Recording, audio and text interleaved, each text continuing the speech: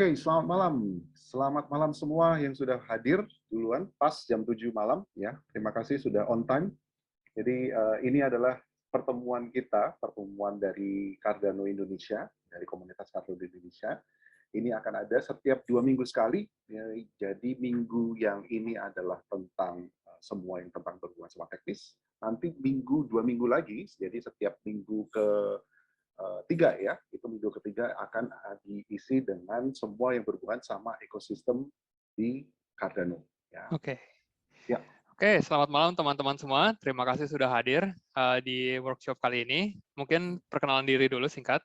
Nama saya Andreas, saya Cardano Ambassador untuk Indonesia dan juga pengurus komunitas Cardano Indonesia. Di malam hari ini kita juga ada pembicara, Bro Andi dari Emurgo. Mungkin bisa perkenalan dulu, Bro Andi. Oke, selamat malam. Saya Andi, saya dari Emurgo Indonesia. Saya kedudukannya sebagai edukator, salah satu edukator di Indonesia, dan kita deliver classes tentang teknologi blockchain dan juga tentang Cardano. Jadi terima kasih undangannya dari Cardano Indonesia. Kita bisa ngisi acara, kita bisa sharing-sharing tentang blockchain dan Cardano malam ini. Thank you. Oke, terima kasih Bro Andi. Terus di malam hari ini kita juga dibantu oleh 3 kawan kita, co-hostnya Bro Andre Cahyadi. Mungkin bisa perkenalan dulu.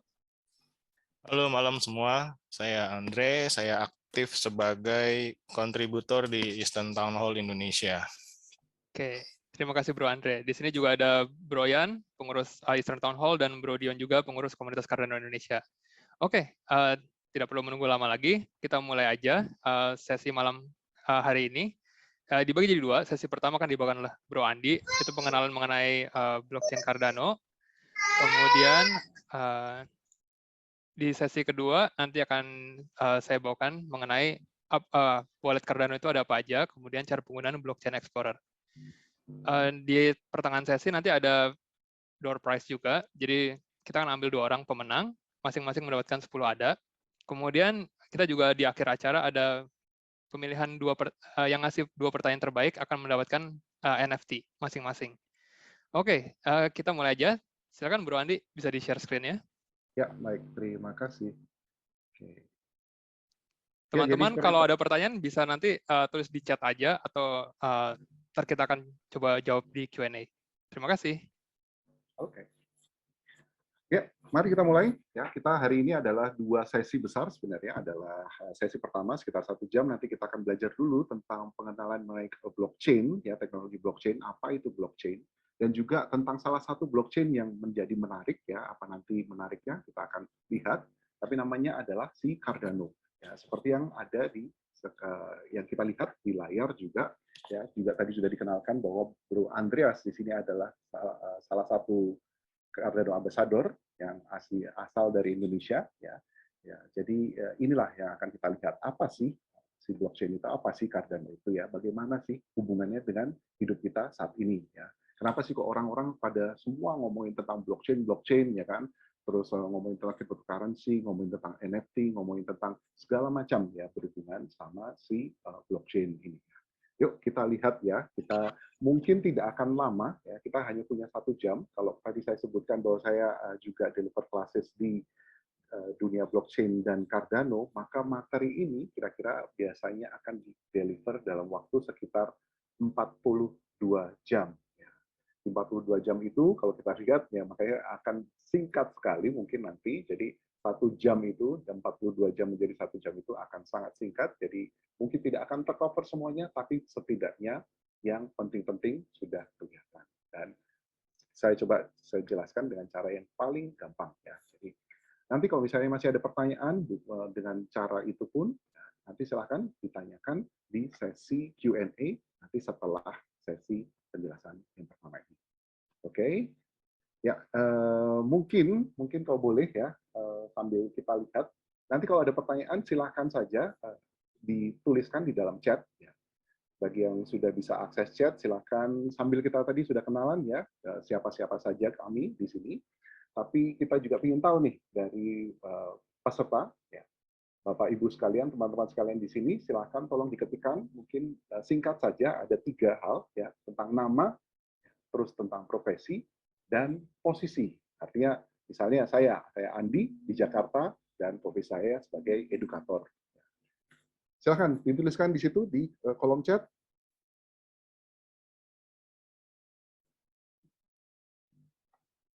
Yuk, sambil kita lihat apakah kolom chatnya berjalan ya. Nama singkat saja, satu kata, setelah itu asal aslinya di mana, dan juga di kerjanya posisi background-nya apa. Mungkin juga ada yang mahasiswa atau apa. Yes, terima kasih Bro Andre. Wah, masuk nih, mulai ya. Wah, mulai ada yang di Bekasi, ada yang di Bali. Yuk, yang lain di Jogja, ya bagus. Freelance for videographer, good. Ada yang di Surabaya, good. Solo, baik. Menarik. Balikpapan, Situbondo, bukan hanya di Pulau Jawa juga ya, tapi banyak juga di mana-mana.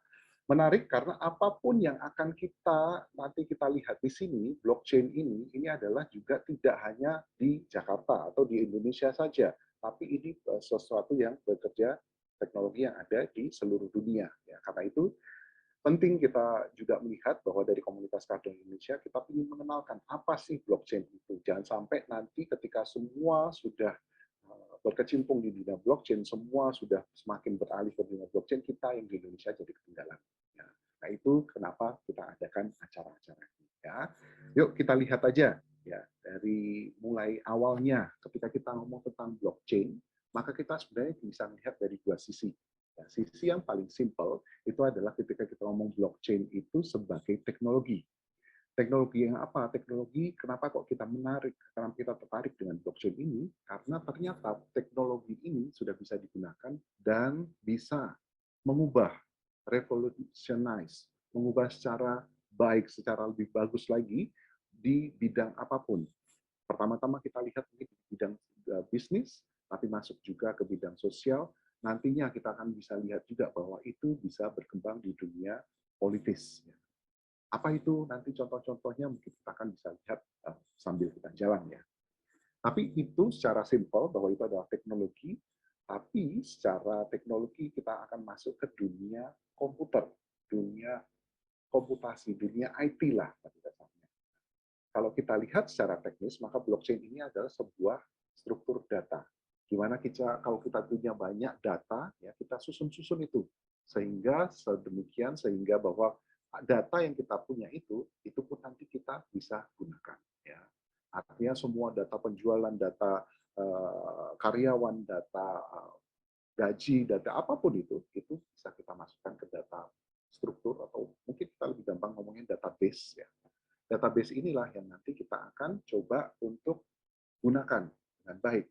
Nanti kita akan lihat bahwa ada keuntungan-keuntungannya. Kenapa sih? Kan kita sekarang sudah mengenal tentang segala macam database, segala macam modelnya database. Kok ini ada blockchain apa?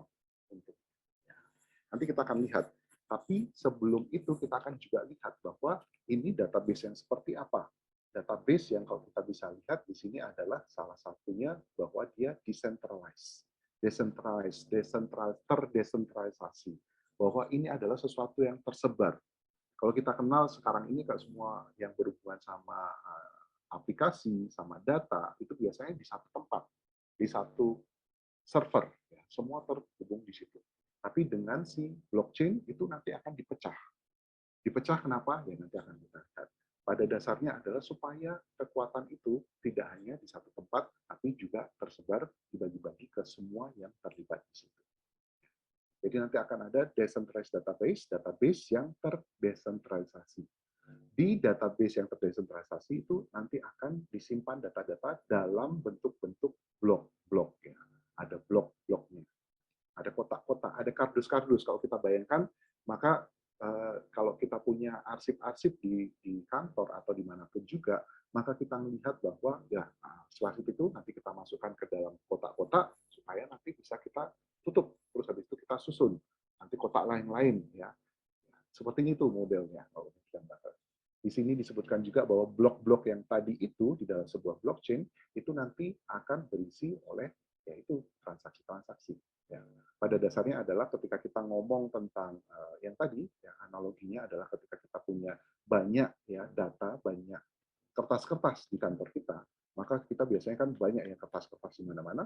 Habis itu nanti kita akan tumpuk, kita akan arsipkan supaya kita simpan dengan aman. Kita masukkan ke dalam dus-dus misalnya. Ya. Kita masukkan ke dus-dus ini, kita susun di situ, tumpuk, ya, nanti akan ditutup. Akhirnya kita punya punya satu kotak. Terus nanti ada kotak yang lain, kotak yang lain, kotak yang lain.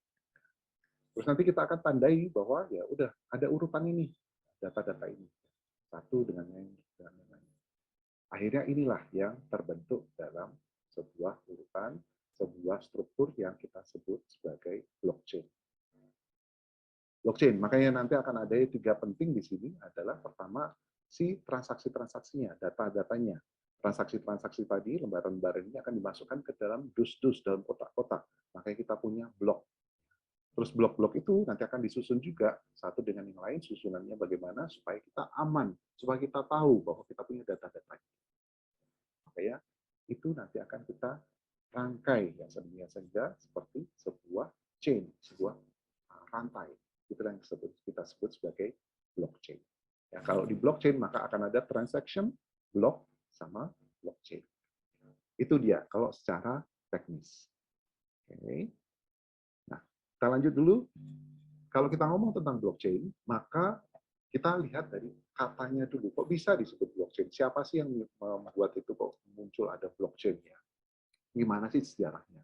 Secara singkat, maka kalau si teknologi blockchain itu munculnya justru atau terkenalnya justru gara-gara satu produk.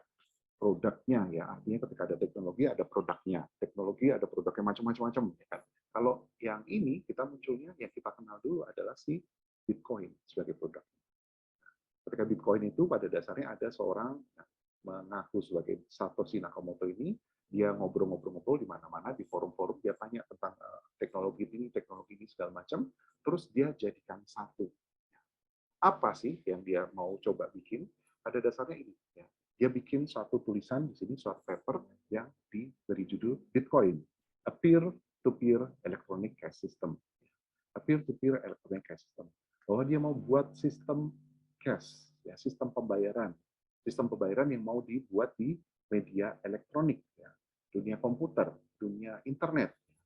Tapi yang menarik adalah kita nanti berupa peer-to-peer. Bahwa nanti yang semua yang ada di situ adalah kedudukan yang sama. Tidak ada yang lebih tinggi, tidak ada yang lebih rendah. Semuanya sama. Inilah yang menarik. Bagaimana caranya kok bisa dibuat? Karena kita kan kenalnya kalau misalnya kita ngomong tentang cash system, maka kita akan ngomong tentang bank. Kita ngomong tentang suatu sistem yang lain, kita ngomong di atas bank ada regulatornya lagi, ada negara misalnya, dan segala macam. Tapi ini cukup menarik bahwa itu bisa dibuat nanti peer-to-peer. Ya itu tapi nanti ya kita bisa lihat ya, silahkan di Google aja Bitcoin white paper, namanya adalah white paper di sini. Di white paper itu dijelaskan secara singkat, dijelaskan tentang bagaimana sih cara kerjanya, apa sih masalah yang di-solve dengan ini, dan juga ada konsep-konsep apa saja. Yang menarik kalau kita ngomong tentang origin of the term, ya asal katanya, maka di dalam paper ini, white paper ini, itu tidak pernah ditemukan si kata-kata blockchain, tapi lebih ke arah chain of blocks. Bahwa tadi blok-blok itu dirangkai, dirantai. Gitu ya. Tapi mungkin ya karena akhirnya setelah dipublish, habis itu orang ngobrol-ngobrol, mungkin dari sisi linguistiknya ya orang kan agak panjang ya, chain of blocks ya. Akhirnya mereka pilih yang lebih singkat, blockchain. Kayak gitu. Oke, jadi muncullah si produknya dulu, si Bitcoin itu, ya, baru didiskusikan orang segala macam, muncullah istilah si blockchain. Itu ya kalau dari asal katanya. Nah, produk itu sebenarnya gini, apa sih yang mau dibuat sama si Satoshi Nakamoto itu? Apa sih bedanya antara kita pakai blockchain atau kita nggak pakai blockchain? Jadi di sini diilustrasikan ada dua, yang garis di tengah ini, ada yang atas, ada yang bawah. Yang atas ini adalah seperti yang sekarang kita punya, atau yang paling tidak sekarang yang kita sudah lebih terbiasa, karena ini yang sudah ada lebih dulu. Anggapannya kalau ada satu atau dua orang ya yang ingin bertransaksi, di sini disebutkan adalah si Alexa, dan satunya adalah Bobby. Ini adalah pihak pertama, adalah pihak kedua. Maka ketika mereka, si Alexa ini mau mengirimkan uang ke Bobby, yang terjadi saat ini, maka biasanya kita akan fokusnya adalah, oh oke, saya transfer ya, via bank ya, atau via OVO ya, itu GoPay, atau apapun itu. Ya. Tapi akan ada seseorang di tengah-tengah, satu pihak di tengah-tengah. Pihak satu, pihak dua butuh pihak yang ketiga. Kenapa begitu? Ya karena kita butuh seorang yang mengatur ini semua. Karena kita sudah terbiasa misalnya dengan yang namanya bank. Di mana bank ini adalah kita percaya bahwa ketika kita mau bertransaksi dengan keuangan kita, maka masuknya ke bank. Kalau kita dapat gaji, masuknya ke bank dulu. Ya. Kita nggak pernah dapat cash dari perusahaan, kan? Tapi tiba-tiba masuknya ke bank. Dan memang bank menawarkan segala macam pencatatan, penyimpanan, dan fitur-fitur pengiriman, deposito, segala macam lah. Karena dia yang mencatat semua. Ada catatan di situ. Dia yang mencatat, dia memastikan bahwa catatan itu benar dan tidak diutak-atik. Pada dasarnya. Tapi dengan seperti itu, maka ketika ada pengiriman uang dari Alexa ke Bobby, maka akan ada pencatatan juga di bank. Akan ada pengecekan terlebih dahulu bahwa ketika si Alexa mau kirim ke Bobby, dia akan ngecek apakah Alexa itu ada, rekeningnya ada nggak, Bobby ada nggak. Terus apa selanjutnya? Apakah kalau dia bilang mau bayar Bobby $10, apakah dia masih punya di rekeningnya itu ada $10 minimal, sudah bisa dikirim. Kalau udah dicek, cek, oke, barulah dikirimkan. Pada dasarnya ya pencatatannya itu adalah di sini minus 10, di sini ditambah 10 dari rekeningnya Bobby. Itu yang terbiasa kita lakukan sekarang. Ternyata ya dengan model cash system yang tadi diciptakan oleh si Satoshi Nakamoto dengan Bitcoin, dengan blockchain, maka diciptakan sesuatu sistem yang dimana kalau tadi adalah pihak pertama si Alexa, pihak kedua si Bobby, itu tidak ada pihak yang di tengah-tengah yang mencatat, tidak perlu ada ternyata. Kenapa? Karena semua orang yang ingin ikutan dalam bertransaksi itu semua mencatat di tempatnya masing-masing, megang catatannya masing-masing. Jadi kalau misalnya ada 10 orang, ya 10 orang pegang catatan masing-masing. Dan catatannya dibuat sama persis. Itulah yang desentralisasi, bahwa semua pegang masing-masing datanya. Semua bisa juga melihat, mengecek di situ. Ya, artinya ketika kita ngomong tadi bahwa akan ada pengecekan-pengecekan, sama. Kira-kira sama bahwa nanti akan dilihat, Alexa, ada nggak sih rekeningnya, account-nya, atau kita bisa bilang nanti wallet-nya. Bobby ada nggak sih? Setelah itu nanti ketika ada mau pengiriman $10 dari Alexa ke Bobby, maka dilihat juga beneran nggak sih si Alexa ini bisa kirim $10. Kalau udah ada dan ada, oke, yuk langsung aja dibikin catatan. Sama lagi bahwa pada dasarnya di sini nanti di catatannya Alexa itu di catatan semua ya orang yang pegang ini, maka sama-sama nulis Alexa dikurang 10, si Bobby ditambah dengan 10. Sama persis, bedanya cuma di tengah. Bahwa kita tidak perlu lagi ada yang di tengah. Tidak perlu lagi ada intermediary. Tidak perlu ada lagi third party. Ya, tidak perlu ada seperti itu. Tapi semua tetap bisa bicara. Itulah yang terjadi sekarang ini di dunia. Kalau kita ngomong bahwa, oh ternyata menggunakan sistem blockchain. Oh ternyata ya kalau kita ada di mana-mana, karena ini nanti kita akan lihat sifatnya adalah global, maka kita bisa melihat di seluruh penjuru dunia manapun, itu akan bisa dikirimkan. Misalnya si Alexa ada di ujung dunia di satu negara ya, misalnya di Amerika, si Bobby-nya kebetulan di Afrika, yang nggak ada bank, nggak ada apa segala macam, ya, seharusnya tidak bisa terkirim, tapi dengan blockchain, maka dia bisa kirim kapan saja. Itu ya, kalau kita lihat bedanya antara non-blockchain dengan si blockchain. Oke. Nah, terus tadi ketika kita ngomong tentang tadi ya, kalau masih ingat tadi tentang ada blok, ya, pertama ada transaksi, ada blok, ya, transaksi dimasukkan ke dalam blok, baru blok disusunlah ke dalam bentuk seperti ini. Blok 1 digabungkan dengan blok 2, di rantai lagi dengan blok 3, rantai lagi dengan blok 4, rantai terus sampai misalnya di sini ya. Blockchain itu sampai blok 1265. Jadi inilah ya dari awal ya sampai akhir, awal itu disebut Genesis block, sampai nanti blok yang terakhir. Ya kita nggak pernah tahu ke blok terakhir itu ya blok terakhir sampai saat ini. Nanti berapa menit lagi keluar lagi blok lagi, blok lagi ya. Jadi kita sebut saja blok terakhir. Kita nggak tahu, mungkin sampai 1 juta, 2 juta bisa banyak. Ya. Tapi pada dasarnya yang menarik adalah kita lihat strukturnya itu yaitu bahwa nanti akan digabungkan dengan yang namanya teknologi hashing. Hashing itu pada dasarnya dia ngambil identitas, ini adalah teknik kriptografi di dunia komputasi, di dunia IT. Ada teknik-teknik kriptografi pengamanan ya, di mana dia nanti akan ngambil sesuatu, ngambil sidik jarinya, lah kalau bisa dibilang.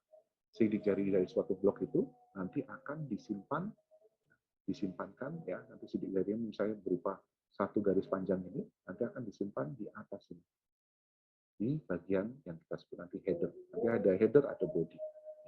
Body isinya transaksi, yang header salah satunya isinya adalah si hash dari previous block. Dan begitu seterusnya, misalnya blok 2, maka kita akan lihat bahwa ini akan di hash juga. Nanti hasil hashnya itu keluar misalnya seperti ini, maka itulah yang akan disimpan di sini. Terus begitu ya, artinya kita lihat juga bahwa nanti akan ada terus bahwa misalnya ini biru, nanti akan di hash juga, dapatlah identitas ya, semacam sidik jari lah, sesuatu yang unik, itulah yang akan dimasukkan ke sini. Dan begitu seterusnya, sehingga pada suatu saat kita akan bisa melihat bahwa ketika sudah disusun seperti ini, maka susunan ini sudah paten, ya, tidak bisa dirubah-rubah lagi. Misalnya blok 4 pindahkan ke blok 2, nggak bisa. Kenapa? Karena blok 4 akan lihat, oh blok saya sebelumnya siapa? Yang sidik jarinya biru. Kalau dia pindahkan ke blok 4, dia lihat, kok sidik jarinya hijau? Nggak cocok nih, pasti ada yang salah nih, pasti diutak-atik datanya. Itu dia kelebihannya si blockchain. Jadi data masuk aman. Dan aman itu akan selamanya, karena disimpan dari genesis blocknya. Semua akan simpan data yang sama, jadi semua akan juga bisa ngecek ya, bahwa datanya harus persis sama dengan yang lain-lain. Itu ya, si blockchain. Inilah yang nanti akan menjadi kelebihan dari si blockchain. Kenapa? Karena data masuk, data aman, dan siapapun yang berusaha ngutak-atik nggak bisa. Loh, kan bisa dihack, kan bisa bisa diserang, ada DDoS kalau perlu ya, yang banyak, yang rame-rame diserbu ya. Nah, itulah tadi kekuatannya dari yang namanya nanti kita sebut sebagai desentralisasi. Kalau dulunya ketika kita punya satu aplikasi, maka akan ada sentralnya. Ya, misalnya ini adalah bank, servernya di tengah. Ya. Maka semua yang mau ikutan, semua nasabahnya akan mengelilingi dia. Ya. Caranya gimana? Pada dasarnya, ya kalau perlu apa-apa, ya dia akan bilang ke setengah, minta ke tengah, segala macam. Nah, ini adalah sistem yang sentralisasi, tersentral, tercentralized. Kelemahannya apa? Kelemahannya adalah salah satunya adalah ketika ada masalah, ketika misalnya ini gagal, saya mati lampu paling gampang ya, kalau Indonesia masih bisa mati lampu, atau rusak mesinnya, atau diserang, atau ada virus atau apapun ya kayak gitu, bencana alam, kalau dia mati ya udah, yang lain pun klien-kliennya, nasabahnya tidak bisa mengakses. Nah, ini yang di solve, bisa ada solusinya dari blockchain, bahwa dengan desentralisasi itu nanti misalnya ya seperti ini, ada banyak orang-orang di mana-mana tersebar di seluruh dunia, dan mereka nanti akan anggapannya adalah ketika mereka punya datanya, anggapannya data yang di atas tadi ya, kalau saya bisa gambarkan di sini, data yang di atas ini adalah satu blockchain seperti ini. Kalau modelnya adalah satu blockchain itu saya gambarkan kecil, ada seperti ini, maka setiap peserta di sini akan punya data yang sama, persis sama. Ya, mohon maklum ya, gambarnya ada yang besar kecil, tapi anggapannya itu satu data yang persis sama aja ya. Nah, artinya ketika kita sudah ngomong seperti ini, maka tidak ada lagi kemungkinan ketika ada serangan atau apapun, atau misalnya ya tadi mati lampu atau bencana alam, misalnya satu peserta di sini dia mati lampu, nggak apa-apa, karena masih ada yang lain. Ketika ada yang di sini komputernya rusak, nggak apa-apa, masih ada yang lain lagi. Atau bencana alam di sini, nggak apa-apa, masih ada yang lain. Dan begitu terus, artinya ketika pada suatu saat tiba-tiba yang ini sudah koneksinya balik lagi, internetnya listriknya sudah nyala lagi, bencana alam sudah lewat, ya dia nanti akan copy datanya. Begitu terus. Jadi itulah juga salah satu keuntungan di blockchain. Aman dari sisi bahwa data tidak diutak-atik, aman dari bahwa tidak ada kita menggantungkan ke salah satu pihak yang sentral. Makanya di sini disebut tersentralisasi, di sini disebar, terdesentralisasi. Itu ya, modelnya adalah seperti itu. Oke, sebentar saya harus lihat dulu jamnya, karena saya juga punya waktu sangat terbatas di sini ya. Ya, Tinggal nanti setengah akan jam lagi. kita lihat bahwa nanti akan ada perbedaannya juga. Kalau kita lihat di sini, itu adalah bahwa ketika kita mau masuk ke sistemnya blockchain, maka nanti akan sedikit terasa berbeda. Berbedanya di mana? Akan ada tahapan-tahapannya. Ya, biasanya kalau kita misalnya nih, kalau kita punya internet banking atau apapun, nanti kita akan masuk ya, bikin transaksi, terus habis itu cek. Oh, saya mau kirim ya, misalnya beli di marketplace, di Tokopedia, Shopee, atau apapun itu. Ya, begitu udah ada, misalnya diminta, oh harganya sekian, tolong dikirim ke rekening ini misalnya. Nah, udah, habis itu kita masukkan, langsung kita tahu, oh udah masuk. Kalau di blockchain nanti akan ada terasa sedikit seperti kelambatan. Kenapa? Nanti akan dengan cara kerja dia. Ya, mulai dari transaksi tadi, ya, setiap transaksi apapun dibuat, itu akan dikirimkan dulu ke semua. Namanya kan tadi desentralisasi ya, akan dikirimkan ke semua yang ada di jaringan itu. Supaya apa? Karena semua orang pegang datanya.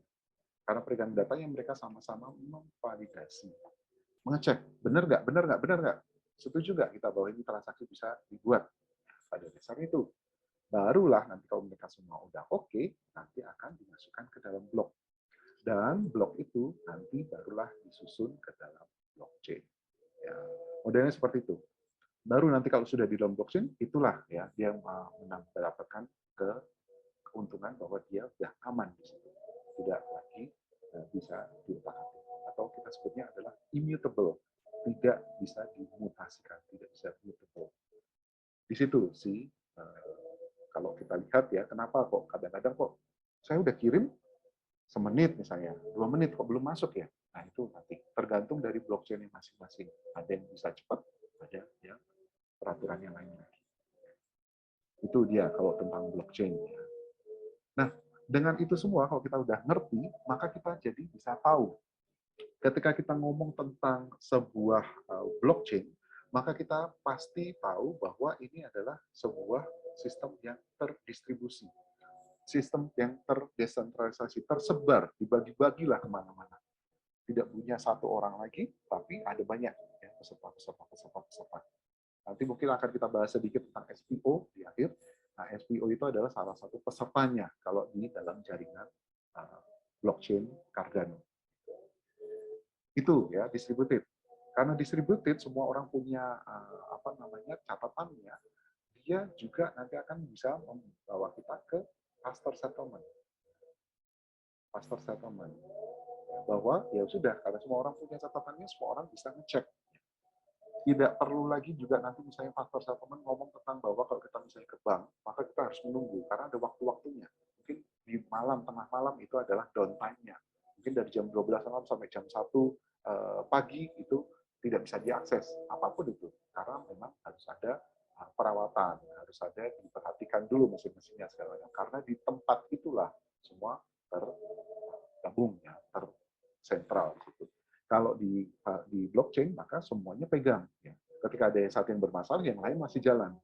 Makanya kita bisa juga disebut itu jadi 24/7. Kenapa? Karena itu globally accessible.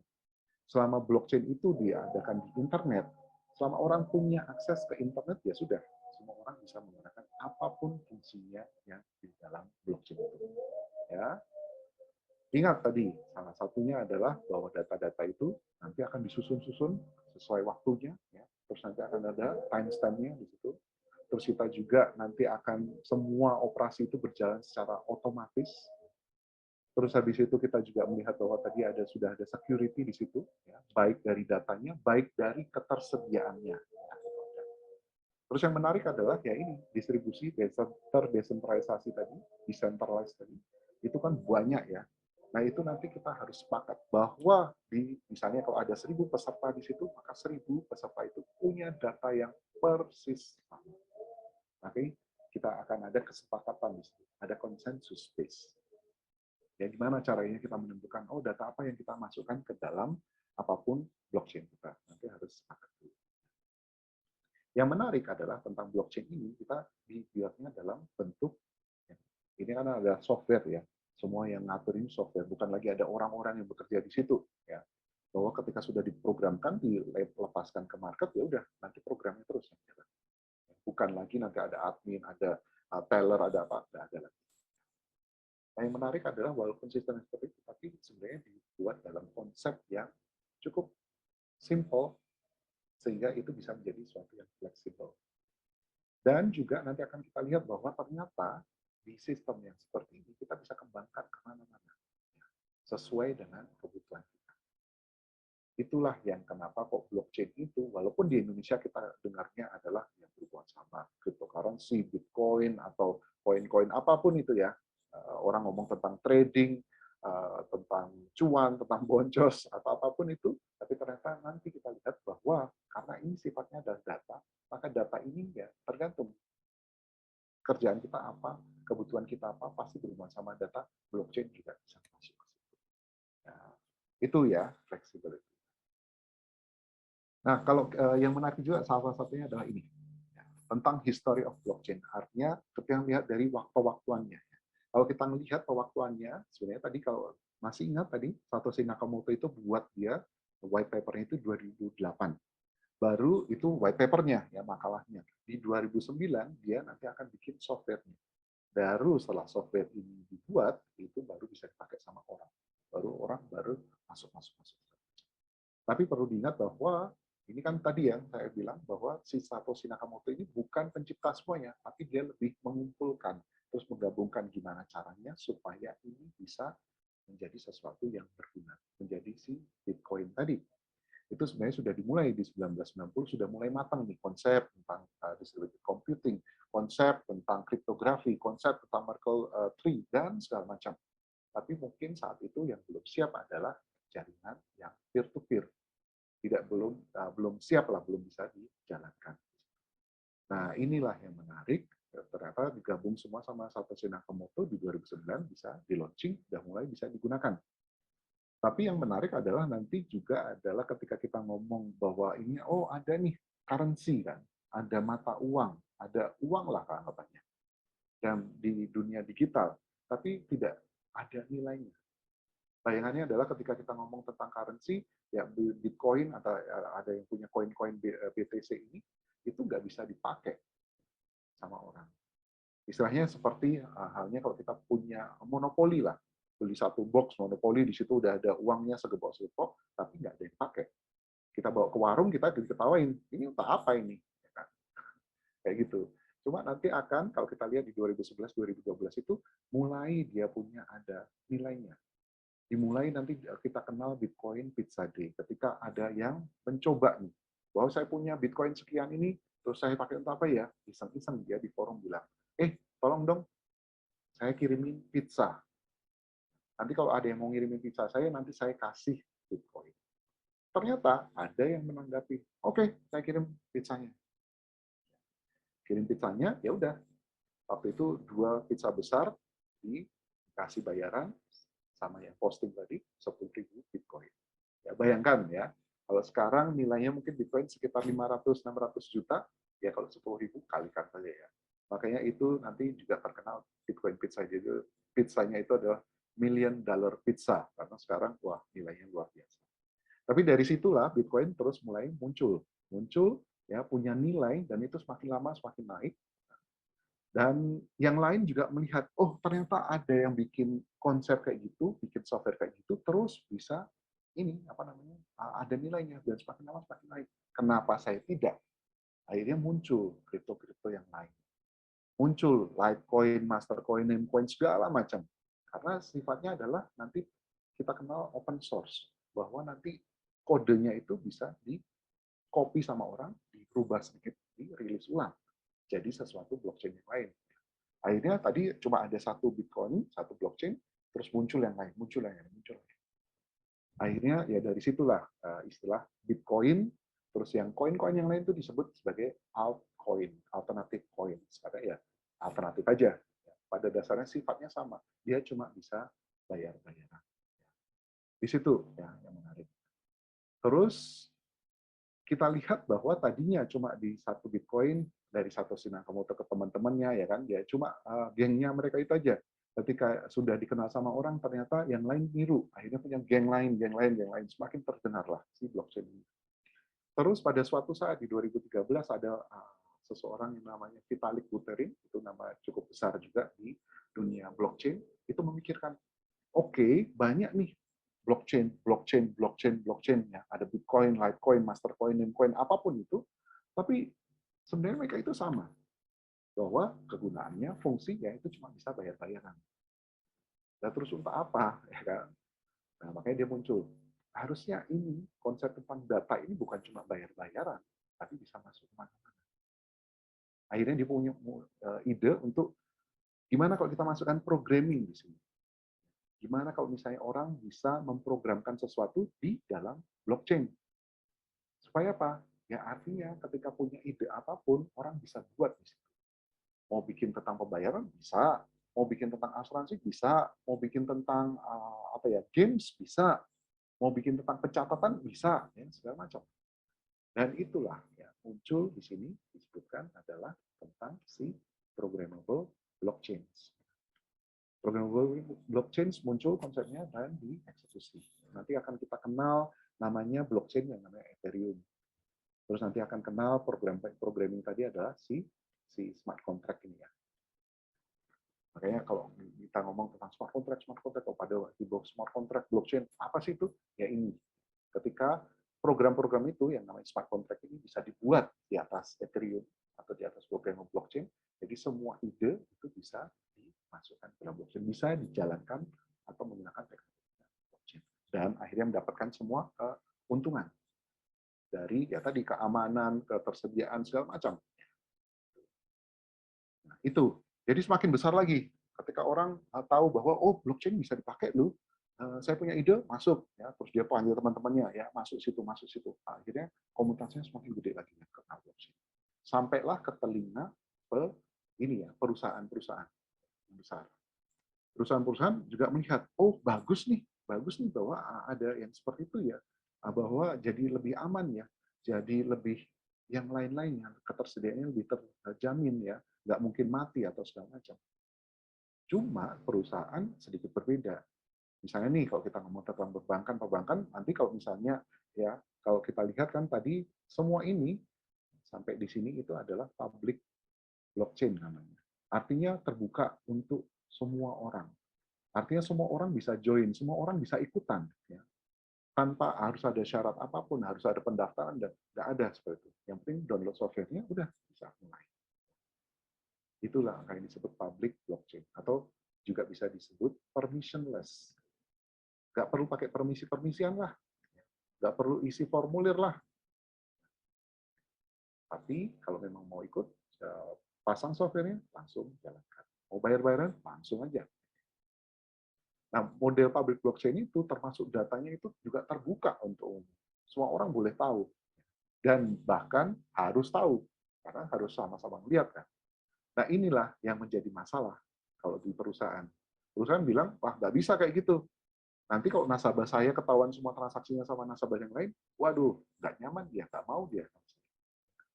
Terus dari situlah muncul, singkat cerita, nanti akan ada muncul yang namanya private blockchain. Di private blockchain ini nanti akan muncul permission. Mau jadi anggota? Oh, daftar dulu.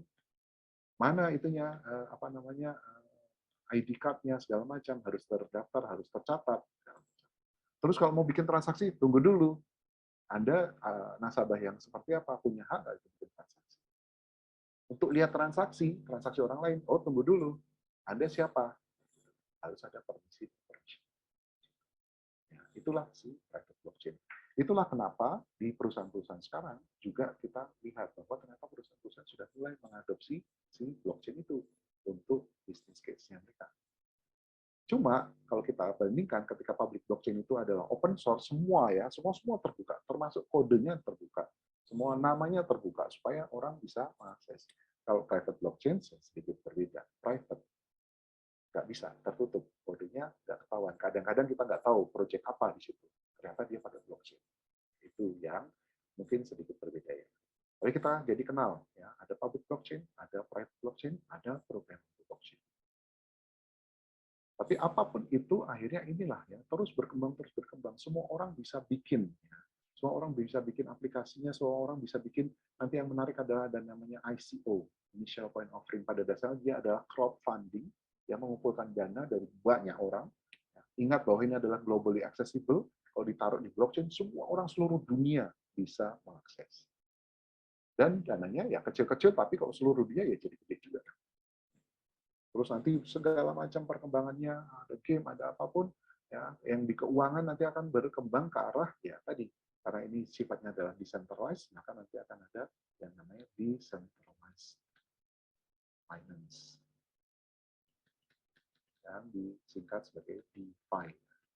Artinya semua, misalnya, pinjaman atau apa namanya model-model keuangan yang lain lah, itu semua ternyata bisa dibuat yang model decentralized, nggak perlu pakai bank, nggak perlu pakai institusi keuangan atau apa. Itu yang menarik dari si blockchain. Ya, waktu saya semakin singkat, saya rasa itu ya yang paling penting tentang blockchain ya. Kita lihat ya bahwa dengan model-model seperti itu, bahwa itu bisa dicatatkan. Kita lihat tadi bahwa Bitcoin itu mulainya dari nol ya, kalau bisa dibilang. Terus naik, agak lama dia, ya.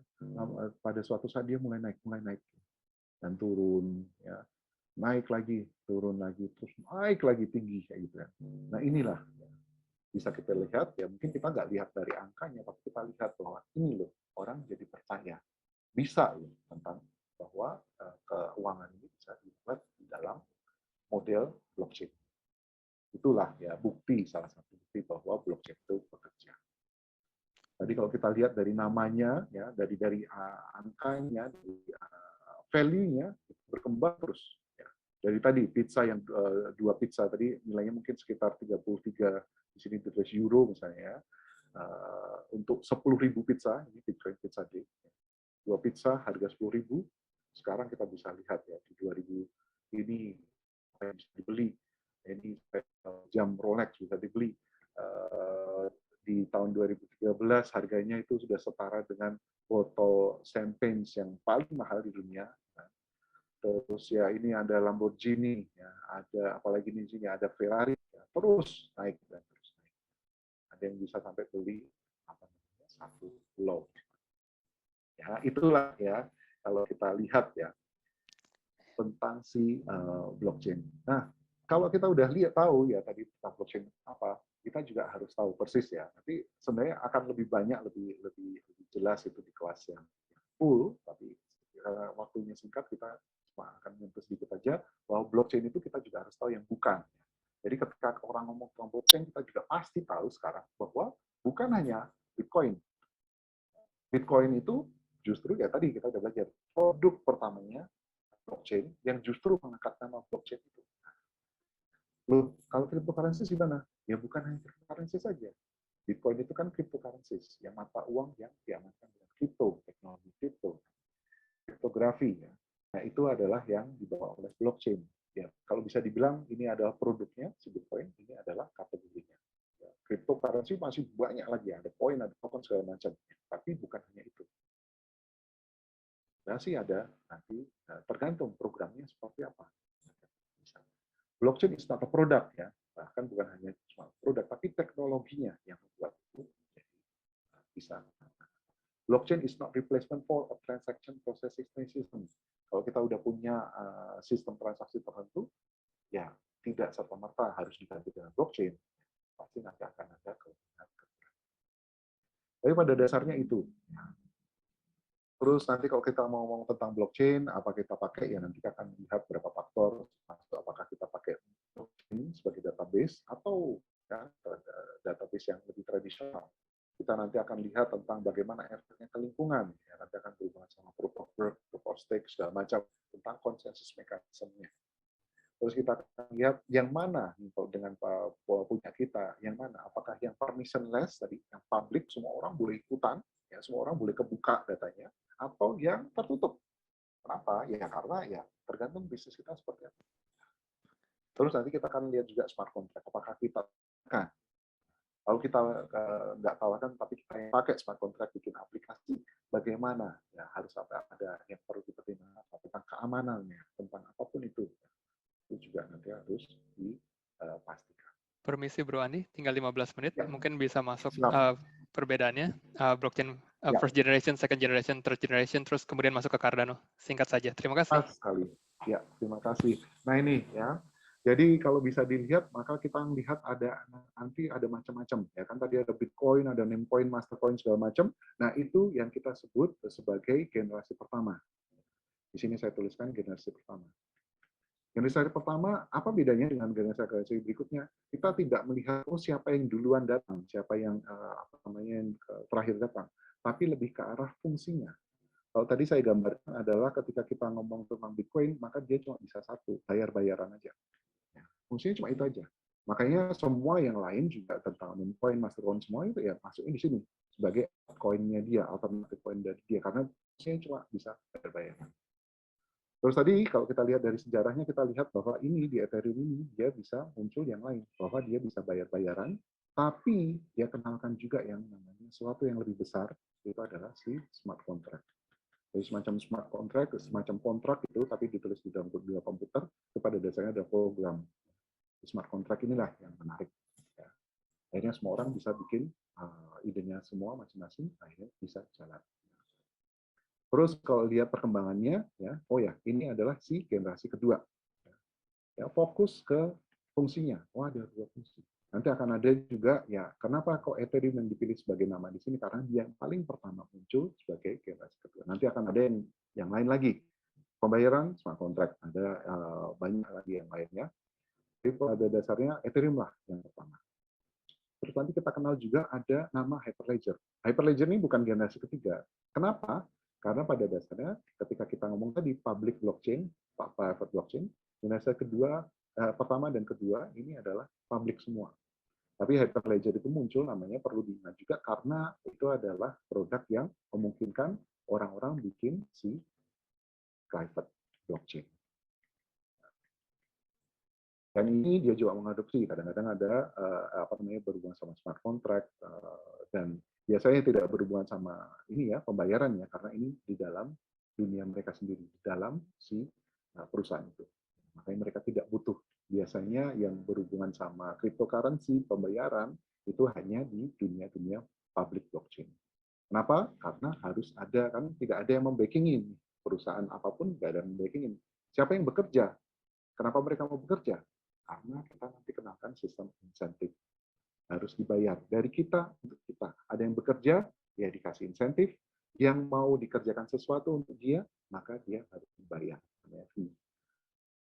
Oke, nah singkat, jadi generasi kedua, lompatnya adalah ke generasi ketiga di sini, Cardano. Ini adalah pertama yang mengusung bahwa ketika dia melihat generasi pertama, generasi kedua, apa nih? Ya.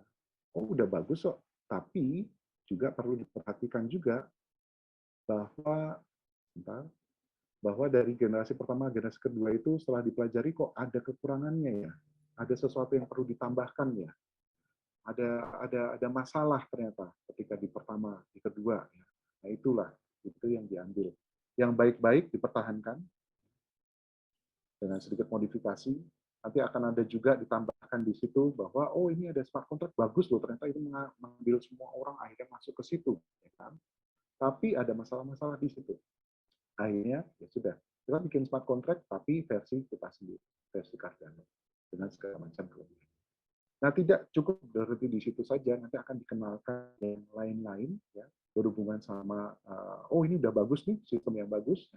Nanti kita akan lihat bahwa ada masalah apa di sana. Nanti akan ada pertama yang ditambahkan adalah tentang masalah scalability. Itu yang di-address pertama. Scalability itu berbicara tentang skala, tentang besaran. Ya. Artinya ketika sesuatu blockchain itu, jaringan, itu membesar itu kadang-kadang yang terjadi di sini yang kita lihat adalah membesar dengan tidak nyaman. Kenapa tidak nyaman? Karena kadang-kadang itu menjadi sesuatu yang menjadikan pembesaran jaringan itu semakin banyak orang masuk itu jadikan transaksi di sini jadi lambat. Kalau nggak lambat itu jadi mahal. Itu masalah utama. Itulah yang dipikirkan di Cardano. Bahwa akan ada tentang scalability. Jadi tambahkan lagi fungsi. Kita juga pikirkan tentang bahwa ternyata di sini udah ada generasi generasi pertama, kedua, dan teman-temannya yang lain, Hyperledger juga, gimana caranya supaya kita bisa di Cardano aja, tapi kita bisa kemana-mana, kita bisa pakai dan lain-lain. Kita pikirkan tentang interoperability. Supaya blockchain-blockchain yang banyak itu, kita bisa saling ngobrol. Pada dasarnya itu, interoperability ini bukan antara satu blockchain dengan blockchain yang lain. Karena blockchain itu pada dasarnya adalah dunia sendiri, aturannya sendiri, mata uangnya sendiri, dan segala macam sendiri. Kok harus seperti itu? Gimana kok misalnya kita mau bikin jembatan-jembatan lah. Dan yang menarik nanti, ya, termasuk kenapa kita ada di sini, termasuk kenapa teman-teman di Cardano Indonesia ini juga, wah, semangatnya luar biasa, itu adalah bahwa Cardano memikirkan tentang sustainability. Satu faktor lagi. Apa itu sustainability? Sustainability kita bicara adalah tentang sustain, ya, bahwa ini bertahan dan bertahan untuk waktu yang lama. Kenapa? Loh, kan kita sudah bikin dunia kita, Cardano, ada pembayarannya, ada smart contract yang orang bisa bikin sesuatu di situ. Kita udah pikirkan bahwa kita juga mau membesar dengan nyaman, ya kan, dengan aman. Terus kita udah pikirkan bahwa kita di Cardano aja kita bisa kemana-mana, kita bisa berkomunikasi dengan blockchain-blockchain lain. Nah, kita pikirkan, masa kita bikin semua ini capek-capek bertahan 1 tahun, 2 tahun, atau 5 tahun, atau 10 tahun. Kita pinginnya sampai ke 50 tahun, 100 tahun, 100 tahun mungkin. Di mana ya manusianya yang sudah hilang. Ya. Di awal-awal misalnya, nanti kita kenal Charles Hoskinson, atau citalah semua yang ada di sini, mungkin ada lagi, atau apapun itu, tapi harapannya sistem ini tetap berjalan. Bagaimana caranya untuk bisa seperti itu, untuk menyayankan bahwa itu tetap ada? Ya, kita harus bisa beradaptasi dengan kebutuhan zaman saat ini. Orang-orang mikirnya sekarang kayak gini, kita butuh apa? Kita butuh fitur A, B, C, segala macam. Saya punya ide ini, segala macam. Ya, harus bisa dirasakan. Caranya apa? Ya, segala macam. Bahwa ada orangnya. Ada nanti harus belajar teknisnya seperti apa. Tapi kalaupun itu bisa didapatkan, kadang-kadang dijadikan jalan adalah tentang keuangannya, tentang dananya, tentang fundingnya. Makanya nanti akan diberikan di sistem. Itulah ya yang mau melihat beda antara generasi 1, generasi 2, sama generasi ketiga. Ya. Yang ada kita sekarang adalah si generasi ketiga, si Cardano inilah. Kenapa sih muncul Cardano? Apa sih bedanya dengan yang lain? Ya ini. Itu dia ya untuk si Cardano. Kalau kita mau lihat dengan Cardano sendiri ya, bahwa tadi ya berhubungan sama blockchain kita udah tahu, Cardano sendiri singkat aja mungkin saya, bahwa dia diciptakan oleh atau dicetuskan oleh Charles Hoskinson. Sampai sekarang dia masih rajin banget. Kalau di YouTube bisa cari AMA ya, AMA, Ask Me Anything, bisa ada sesi-sesinya dia menjawab segala macam pertanyaan tentang si Cardano, perkembangannya bagaimana, sekarang sudah seperti apa. Kita tadi sudah kenal bahwa ini adalah third generation. Kenapa dibilang third generation? Karena fungsinya semakin banyak yang dipikirkan. Tidak hanya cuma pembayaran, smart contract, tapi yang lain-lain juga dipikirkan. Ini tadi yang disebut bahwa addresses kekurangannya dari Bitcoin sama Ethereum apa? Itu yang diperbaiki. Nah, yang berhubungan sama Cardano, bahwa dia juga adalah public blockchain, ya, tadi yang saya bilang bahwa dari kita untuk kita, itulah kenapa setiap public blockchain itu pasti punya cryptocurrency, pasti punya mata uangnya. Kenapa kalau ada mata uangnya? Ya karena harus ada bayar-bayaran, ya kan? Yang bekerja harus dibayar, ya, insentif tadi, yang mau dilakukan pekerjaan apapun, itu harus membayar fee-nya. Jadi nanti akan muter. Ada yang bayarkan fee-nya nanti akan masuk ke yang bekerja. Kayak gitu terus. Itulah ekonominya juga berjalannya di situ. Oke. Nah, kenapa kok kita mau pindah dari misalnya kita sudah dipakai blockchain yang lain, di jaringan yang lain, kenapa kita mau pindah? Salah satunya adalah kenapa kita butuh Cardano sih? Karena pertama, nanti kita akan kenal sebenarnya kita belajar banyak ini di kelasnya itu tentang konsensus algoritma. Bahwa mencapai kesepakatan itu ada caranya, ada urutannya, ada langkah-langkahnya. Itulah disebut konsensus algoritma. Yang dibawa pertama kali sama Bitcoin itu adalah proof of work. Proof of work ini pada dasarnya adalah metode yang boros energi, boros listrik, karena itu maka dia seringkali menjadi ganjelannya dia sendiri. Semakin besar, semakin mahal biaya listriknya. Semakin banyak penggunaan listrik, nah akhirnya semakin rusak. Nah, itu tadi yang kita lihat tentang kok ada faktor lingkungan di situ, karena ada proof. Nah, si Cardano mengenalkan yang namanya proof of stake, di mana proof of stake ini kita tidak perlu otot-ototan seperti di proof of work ini, rebutan ya, satu direbut seluruh dunia, enggak. Tapi kalau di proof of stake itu nanti akan ada pemilihan, di mana satu waktu tertentu nanti yang namanya epoch itu nanti akan kita pilih siapa nih yang berhak untuk bekerja. Nanti ketika sudah saatnya ya sudah mereka bekerja untuk waktu yang baru lagi, ya, periode yang baru lagi, pilih lagi siapa yang bekerja. Oke, nah itu bedanya proof of work, proof of stake. Jadi nggak perlu lagi rebutan, gede-gedean mesin segala macam, ya, karena sudah langsung bagi. Terus tadi ya disebutkan bahwa ada masalah apa di generasi sebelumnya, itulah ya di solve di dalam generasi ketiga ini di Cardano. Permisi Bro Andi, tinggal 4 Ya. menit lagi, mungkin bisa di closing aja. Terima kasih. Siap.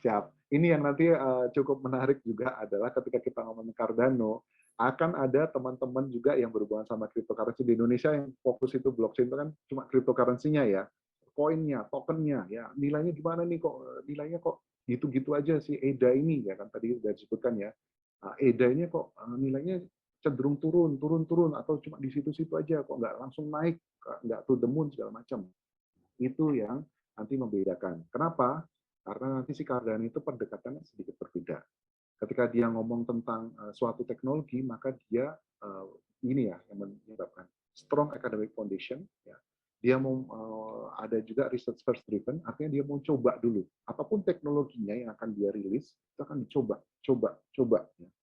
Ada ide, coba terus sampai dia benar-benar matang. Kalau bisa nggak ada kesalahan lagi. Supaya apa? Ketika dirilis, nggak ada orang yang akan kecewa. Itulah makanya kok jadi lama. Ya, kalau ada yang ngikuti Cardano, kenapa kok kemarin ketika si smart contract itu dijadwalkan di awal 2021, kok mundur ke Juni, kok mundur lagi ke Juli, mundur lagi akhirnya September. Ya karena itu modelnya seperti itu. Jadi itu ya kalau mau dilihat nanti seharusnya bisa melihat dari situ. Bukan hanya berapa sih nilainya sekarang, tapi kita lihat bahwa nanti ketika kamu strong academic foundation, setiap teknologi yang sudah dibuat itu nanti akan juga muncul di dituliskan dalam papernya segala macam. Ya, nah itu ya yang kita harapkan nanti begitu sudah masuk, ya, semua udah jelas, semua orang bikin project. Nah inilah project value of Cardano is the total sum of all project. Nah, jadi kita juga mengundang semua yang di sini untuk ikuti apa proyek-proyek apa di sini. Jangan cuma melihat dari nilainya EDA sekarang, tapi begitu itu sudah dibuat, banyak orang pakai, nanti otomatis nilainya pun naik. Jadi itu mungkin yang saya bisa tambahkan. Nanti akan ada sedikit ya, mungkin ini terakhir ya. Kalau kita ngomong tentang Cardano, maka kita akan kenal nama-nama ini ya. Organisasi-organisasinya kita akan kenal Cardano Foundation, itu yang fokus untuk mengurusi tentang komunitas, tentang standar segala macam, ya, termasuk komunitas yang kita ini, Cardano juga disponsori oleh Cardano Foundation, kalau bisa dibilang. Nanti akan ada 2 yang khusus di sini, ya, bahwa Cardano Foundation fokusnya ke arah ini, standardize, protect, and promote, tentang Cardano protokolnya, maka nanti akan ada IOHK, ya, di mana si Charles Hoskinson itu membuat semua teknologinya, ya kan? Baru nanti akan ada juga, jadi ini fokus ke teknisnya, Emurgo di sini, ya saya termasuk di sini, itu adalah di bagian untuk menyebarkan, supaya semua orang tahu, semua orang juga bisa membuat, disitulah yang membuat Cardano itu jadi kuat. Mungkin itu saja karena waktu saya sudah cukup habis, jadi saya kembalikan ke waktunya ke Bro Andreas. Silakan. Oke, terima kasih Bro Andi untuk penjelasannya yang singkat, jelas, padat. Masih banyak lagi sebenarnya yang bisa dibahas, tapi karena keterbatasan waktu, cuma 1 jam, jadi kita stop di sini saja. Untuk teman-teman yang tertarik mempelajari blockchain lebih dalam, mungkin bisa join ke kelasnya Emurgo Indonesia. Mereka memiliki kelas namanya Foundation of Blockchain, untuk semua yang ingin belajar blockchain dari awal sampai akhir, mengenai general blockchain. Kemudian kalau yang developer tertarik untuk bisa bikin smart contract di Cardano atau bikin token NFT, mereka Murga Indonesia juga ada kelas ya, Bro Andi ya, kelas developer Cardano kalau nggak salah. Betul, Cardano Developer Class. Betul. Oke, nanti mungkin Bro Andi bisa share linknya, kelas-kelasnya di chat. Sementara kita break dulu. Nah, di break ini kita sebelum masuk ke Q&A, Bro Andre Cahyadi akan share screen untuk milih 2 orang pemenang door prize hari ini. Masing-masing akan mendapatkan 10 EDA. Bagi para pemenang nanti bisa ngasih wallet address Cardano-nya, atau kalau belum punya wallet Cardano, nanti bisa bikin, mungkin bisa kasih alamat emailnya dulu ke Bro Andre Cahyadi. Silakan, saya kasih waktunya ke Bro Andre Cahyadi. Oke, sebelum kita mulai, bagi teman-teman yang baru aja bergabung, mohon maaf jika list namanya nggak masuk ke dalam sini.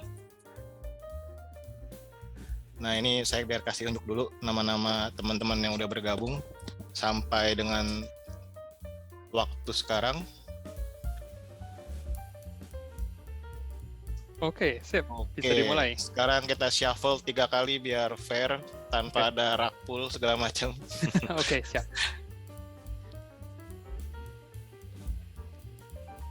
Oke, sip.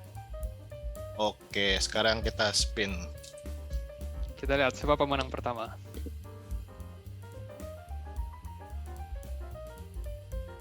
Oke, Bro Andar Simatupang. Bro Andar Simatupang, congratulations. Selamat. Adakah orangnya? Kalau ada, bisa kontak Bro Andre Cahyadi di chat. Silakan tinggalkan alamat kontak yang bisa di email, atau ntar bisa kasih direct message langsung ke Bro Andre Cahyadi. Oke, Buat sekarang adresnya. yang pemenang kedua.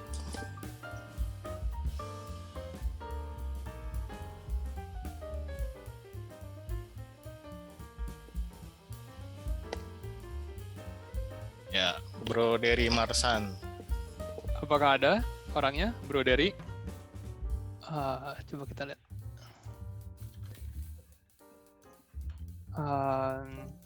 Adakah Bro Dery? Ya, bagi para pemenang, coba tulis di chat dulu. Kalau nggak ada, kita coba roll lagi. Saya nggak ngelihat ada. Para pemenang coba raise hand. Boleh raise hand, teman-teman yang Klik. jadi pemenang. Kalau nggak, kita roll lagi nih. Klik raise hand di HP-nya atau di mobile phone-nya. Ya, raise hand atau chat. Buka mic-nya sebentar supaya kita tahu bahwa ada. Atau nggak di skip nih. Oke, Ayo. kita tunggu 5 detik. 1, 2, 3, 4, 5. Nggak ada kelihatannya. Nggak ada. Waduh. Oke, kita roll Ini lagi. Bro Zevano ada sih nih di sini tadi. Oh, Bro Stefano ada. Cuma belum angkat raise hand ya. Siapa tadi satu lagi? Bro Stefano dan Dery Marsan. Dery Marsan. Adakah Bro Dery? Nggak ada namanya di sini. Nggak ada namanya ya. Oke, kita roll lagi untuk yang Bro Dery. Oke, kita roll sekali lagi.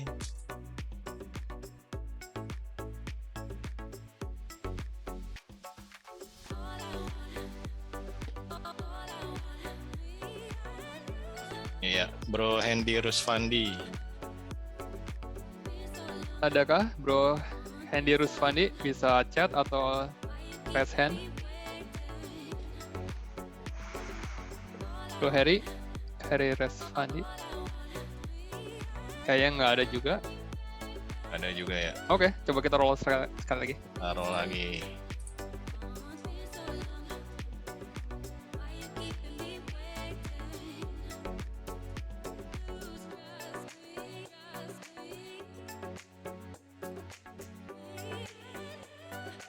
Bro Wahyu Triaji. Oke, congrats Bro Wahyu. Kelihatannya ada tadi di chat. Oke, ada. Ya, jadi untuk Oke. terima kasih Bro Andre, untuk para pemenang Bro Wahyu Triaji sama Bro siapa tadi, Bro Zevano. Ya, bisa kontak Bro Andre Cahyadi, bisa ngirim alamat email atau wallet address-nya langsung. Oke, terima kasih. Kita langsung buka aja sesi Q&A untuk sesi 1. Untuk teman-teman yang ada pertanyaan ke Bro Andi bisa tulis di chat, kita coba bacain satu-satu. Kita coba, mungkin Bro Andi bisa baca di chat juga. Oke. Bentar. Yang mana dulu nih? Tolong dipilihkan aja. Oke, saya mungkin ada beberapa yang udah dijawab ya. Yang udah dijawab kita lewatin dulu aja. Ini ada pertanyaan dari Bro Franz Haryanja. Apakah setiap blok ukuran size-nya sama dan apakah setiap blok nanti ada blok terakhir? Oke. Setiap blok itu pada dasarnya kalau tadi sudah dilihat ya bahwa itu nanti akan ada blok size-nya. Itu adalah sebenarnya acuan bahwa ketika kita ngomong tentang blok size-nya seberapa itu mungkin nanti akan berbeda sedikit ya. Artinya ketika kita masukkan transaksi, nanti yang kita lihat adalah jumlah transaksinya di situ. Ada yang lebih banyak, ada yang lebih sedikit. Ya, karena transaksi pun itu bisa jadi sama ukuran, bisa berbeda ukurannya. Ada yang pendek, ada yang panjang. Jadi nanti setelah diukur semua, misalnya blok size-nya adalah 1 mega, ya, seperti Bitcoin. Maka akan dilihat ya sampai nanti akan ada mendekati 1 mega, udah berhenti di situ. Jadi mungkin sampai 983 ya, yang lain sampai 1020. Tapi kira-kira nanti akan mengikuti dengan blok size-nya yang sudah ditentukan di awal. Begitu mungkin. Oke, terima kasih. Oke, kita pertanyaan berikutnya.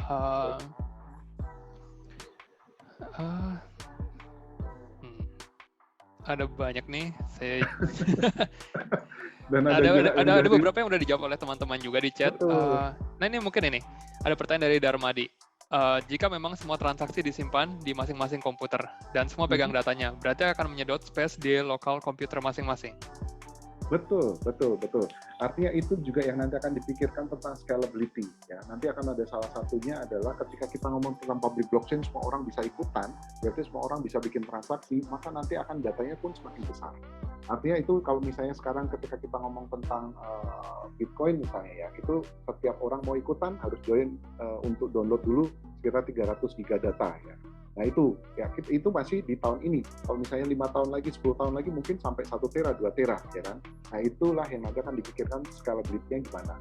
Apakah memang semua harus ikutan pegang itu, atau bisa bicara gimana supaya nanti akan ada yang pegang, ya ada hub-nya, terus nanti akan ada peserta yang lain, ya yang seperlunya saja. Ya tapi memang saat ini harus pegang data. Oke, terima kasih. Kemudian ada pertanyaan berikutnya dari Bro Arija ya. Izin bertanya, bagaimana sebenarnya tugas dan gambaran pekerjaan dari seorang blockchain developer? Dan biasanya skill apa yang dibutuhkan ketika ingin melamar pekerjaan sebagai blockchain developer? Terima kasih. Oke, kalau tentang blockchain developer, artinya blockchain itu adalah dunia sendiri, maka orang harus tahu dulu tentang blockchain itu sendiri ya. Apa yang kita berikan itu dalam Foundation of Blockchain itu dasar tentang blockchain semua. Habis itu nanti kalau kita ngomong mendaftar ke blockchain developer di suatu blockchain tertentu, maka kita harus tahu di blockchain itu aturannya seperti apa. Nanti akan juga kita harus tahu bahwa bahasa pemrogramannya seperti apa. Nah, itu kita harus tahu dulu.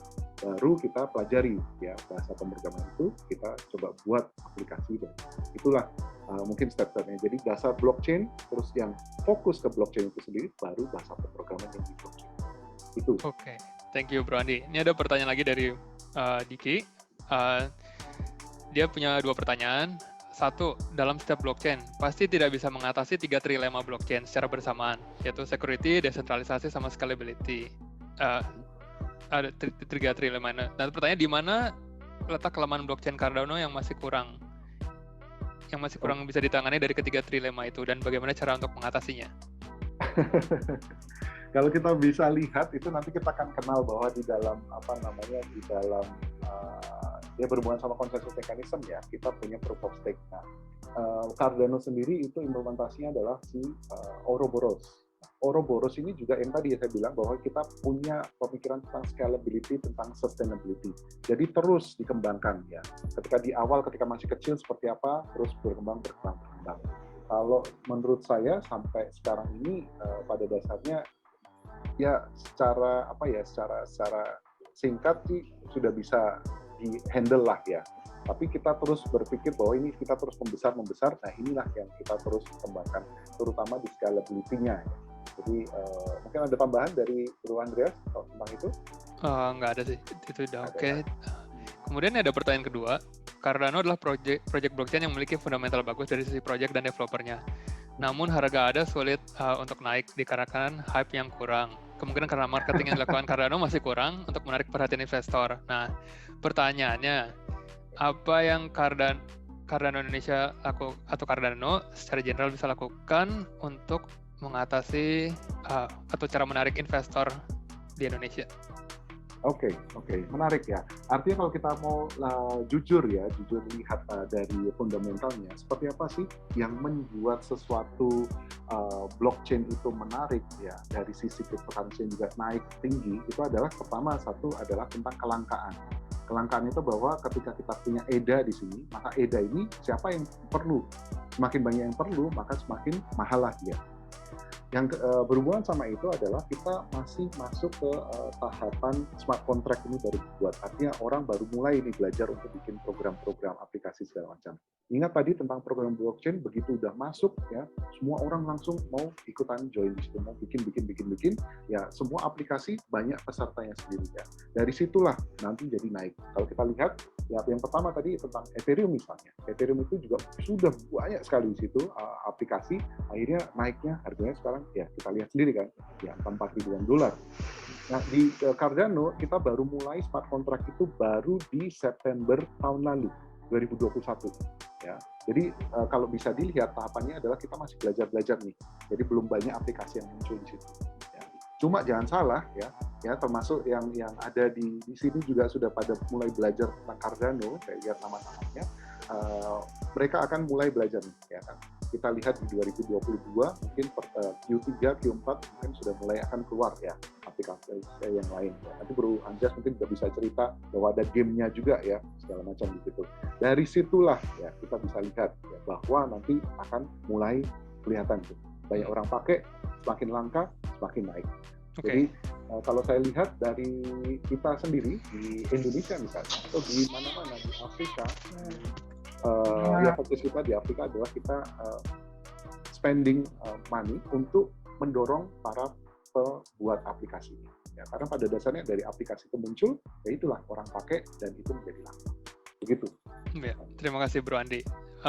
Jadi intinya semakin banyak aplikasi yang dibangun di atas Cardano, ya semakin banyak penggunaannya, harga akan ngikutin aja sih kalau di Cardano seperti itu. Nah, sekarang baru muncul kan DEX-nya, MinSwap mau launching, terus SundaeSwap udah launching kemarin. Jadi pertama harus ada DEX-nya dulu, jadi token bisa diperjualbelikan atau ditukar.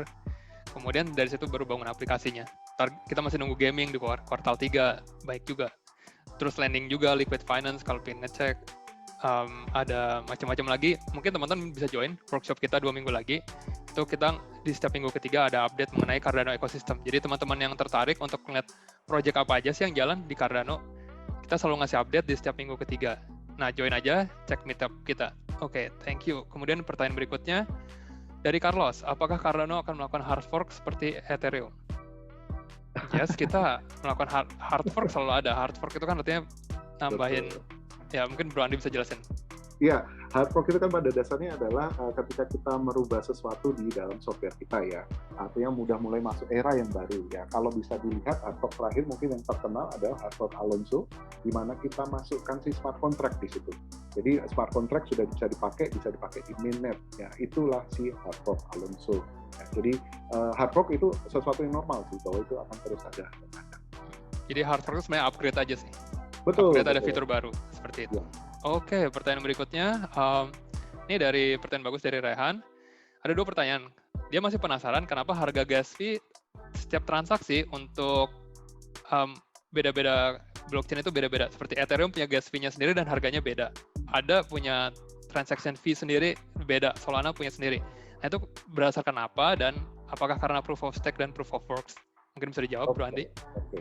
Bisa jadi itu juga jadi salah satu penyebabnya ya. Tapi yang jelas gini, pada konsepnya adalah setiap blockchain adalah dunia sendiri. Dunia sendiri punya aturannya sendiri, ya kan? Jadi ketika kita ngomong tentang gas fee, ya bahwa tadi ya modelnya adalah dari kita untuk kita. Ketika ada yang kerja harus dikasih insentif. Ketika ada yang mau dipekerjakan sesuatu harus bayar lah pada dasarnya seperti itu. Kan normalnya seperti itu ya. Nah itu dulu. Nah terus kalau penentuannya, ya penentuannya tergantung dari si pencetusnya si blockchain itu masing-masing. Terus nanti perkembangannya seperti apa ketika orang-orang di dalam blockchain itu merasa, oh ini kok terlalu mahal atau terlalu murah, itu juga bisa berubah-ubah. Jadi itu dulu satu. Terus yang kedua adalah yang mempengaruhi kok menjadi mahal atau tidak, itu adalah nilai dari cryptocurrency-nya itu sendiri. Misalnya kita lihat ya, anggapannya ya kita ratakan aja lah. Misalnya transaction fee di Ethereum itu adalah let's say 1 ETH, di Cardano 1 ETH. Ya. Tapi kalau kita lihat, kalau misalnya di Ethereum itu adalah $4.000 per ETH, berarti transaction fee-nya adalah 4.000. Cardano misalnya $1, itu cuma $1 aja per transaction. Jadi dari situlah kenapa kok bisa beda-beda. Pertama adalah ditentukan sendiri, terus juga terpengaruh sama dari keputusan dan juga nilai dari cryptocurrency. Oke, yang tertarik untuk pengen tahu berapa sih cara ngitung transaksi fee di Cardano, itu ada rumusnya, bisa dicek di websitenya Cardano, itu ada. Jadi masing-masing blockchain mereka punya regulasi beda-beda sih. Oke, ini ada pertanyaan keduanya, melihat beberapa negara sudah mulai menerapkan teknologi blockchain untuk urusan pemerintahan. Kira-kira kalau di Indonesia sendiri, use case-nya atau potensinya yang bisa diterapkan untuk pemerintahan seperti apa?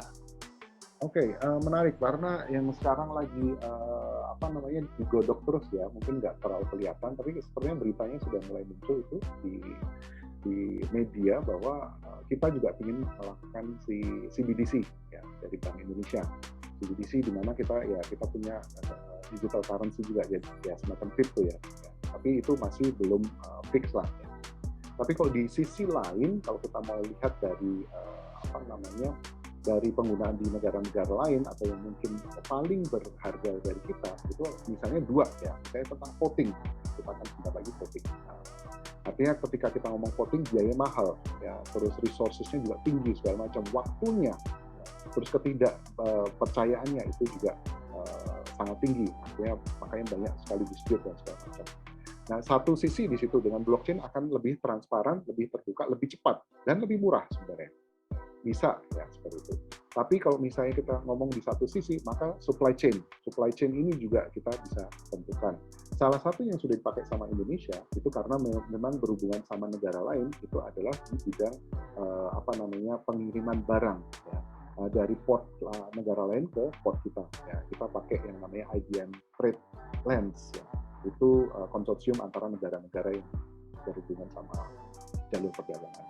Itu sih kalau kita lihat selama ini. Kita juga sudah punya dari Emurgo sendiri, kita sudah bikin yang namanya kopi kerinci, blue kerinci, itu juga melihatkan bahwa supply chain dari petani sampai ke pemakai itu pasti bahwa ketika ditulis ya suatu kopi itu misalnya kopi Lampung, kita bisa pastikan orang bisa ngecek persis, bukan hanya percaya labelnya, tapi juga bisa nge-track dari mana sih si kopi itu. Jadi itu yang paling mungkin paling berguna. Oke, terima kasih Bro Andi. Untuk teman-teman yang tertarik use case-nya seperti apa, itu Emurgo punya di website-nya, dia tulis blog itu banyak penggunanya.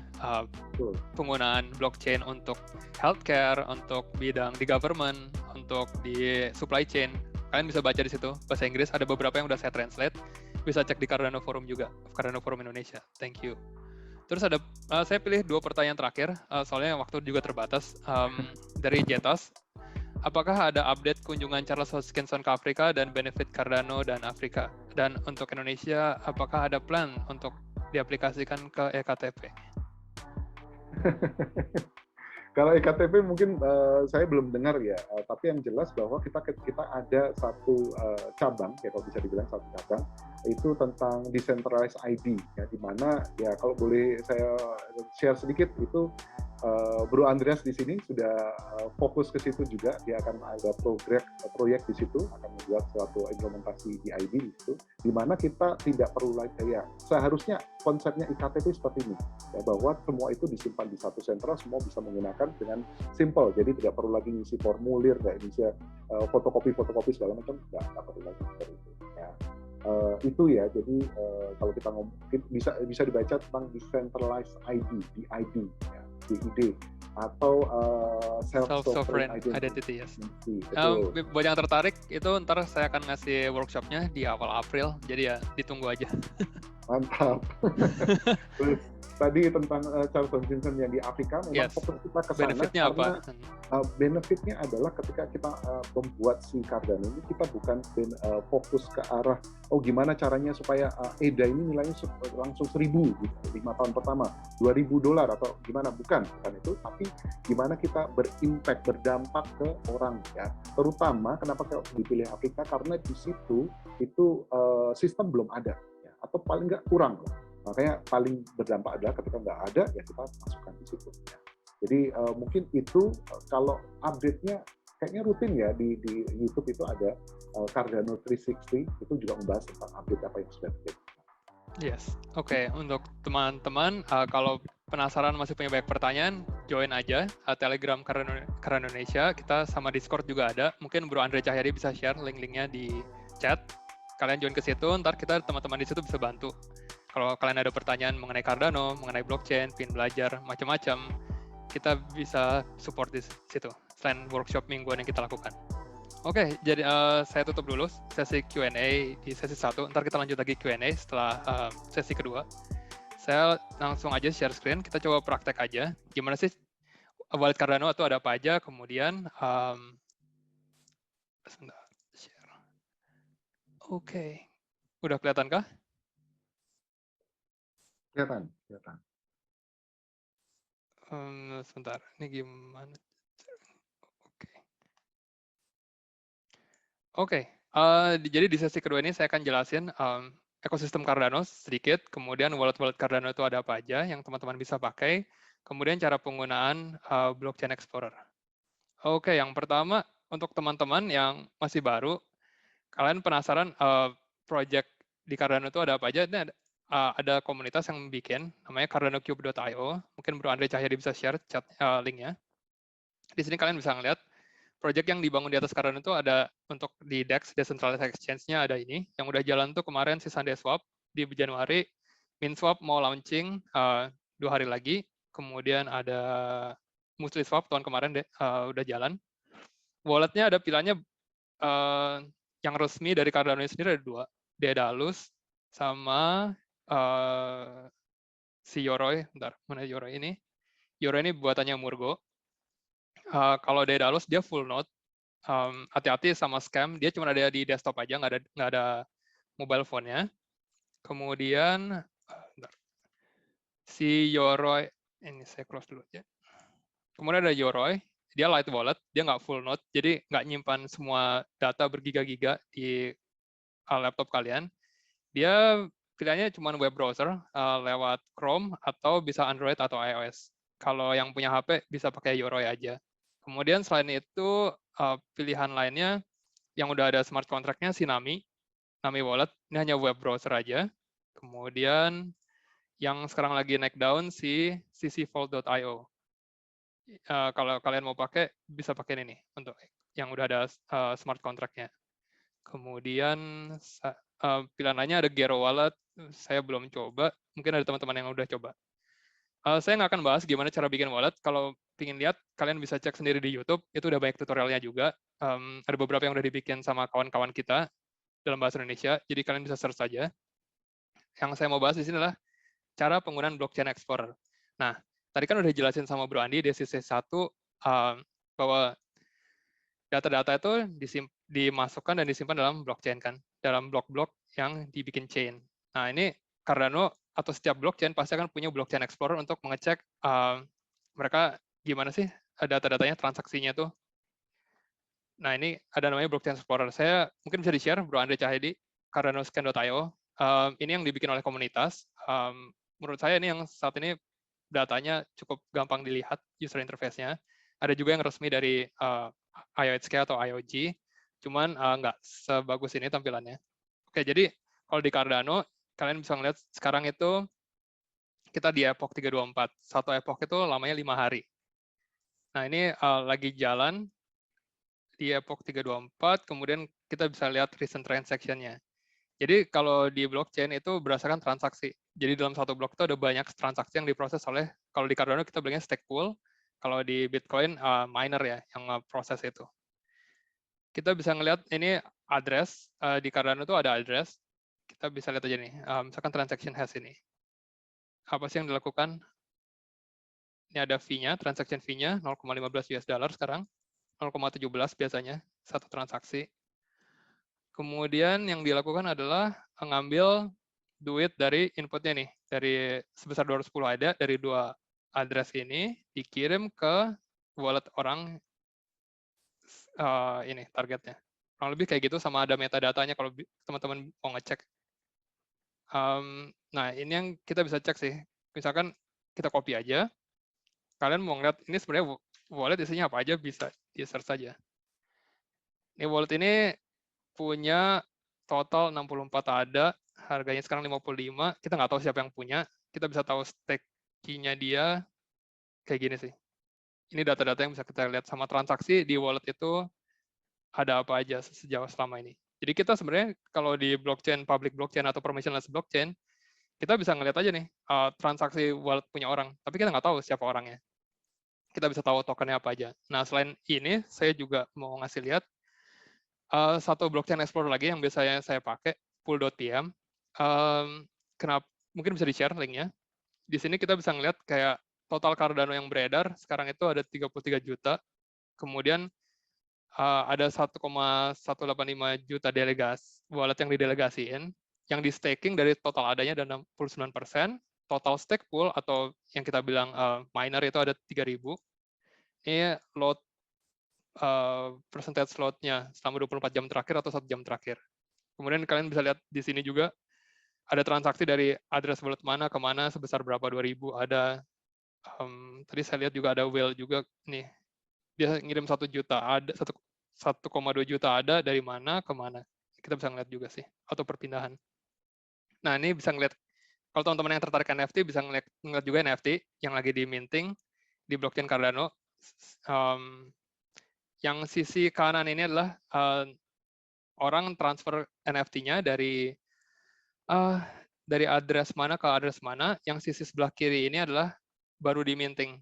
Jadi antara developernya atau program yang dibuatkan oleh developer smart contract-nya nge-minting token-tokennya ini.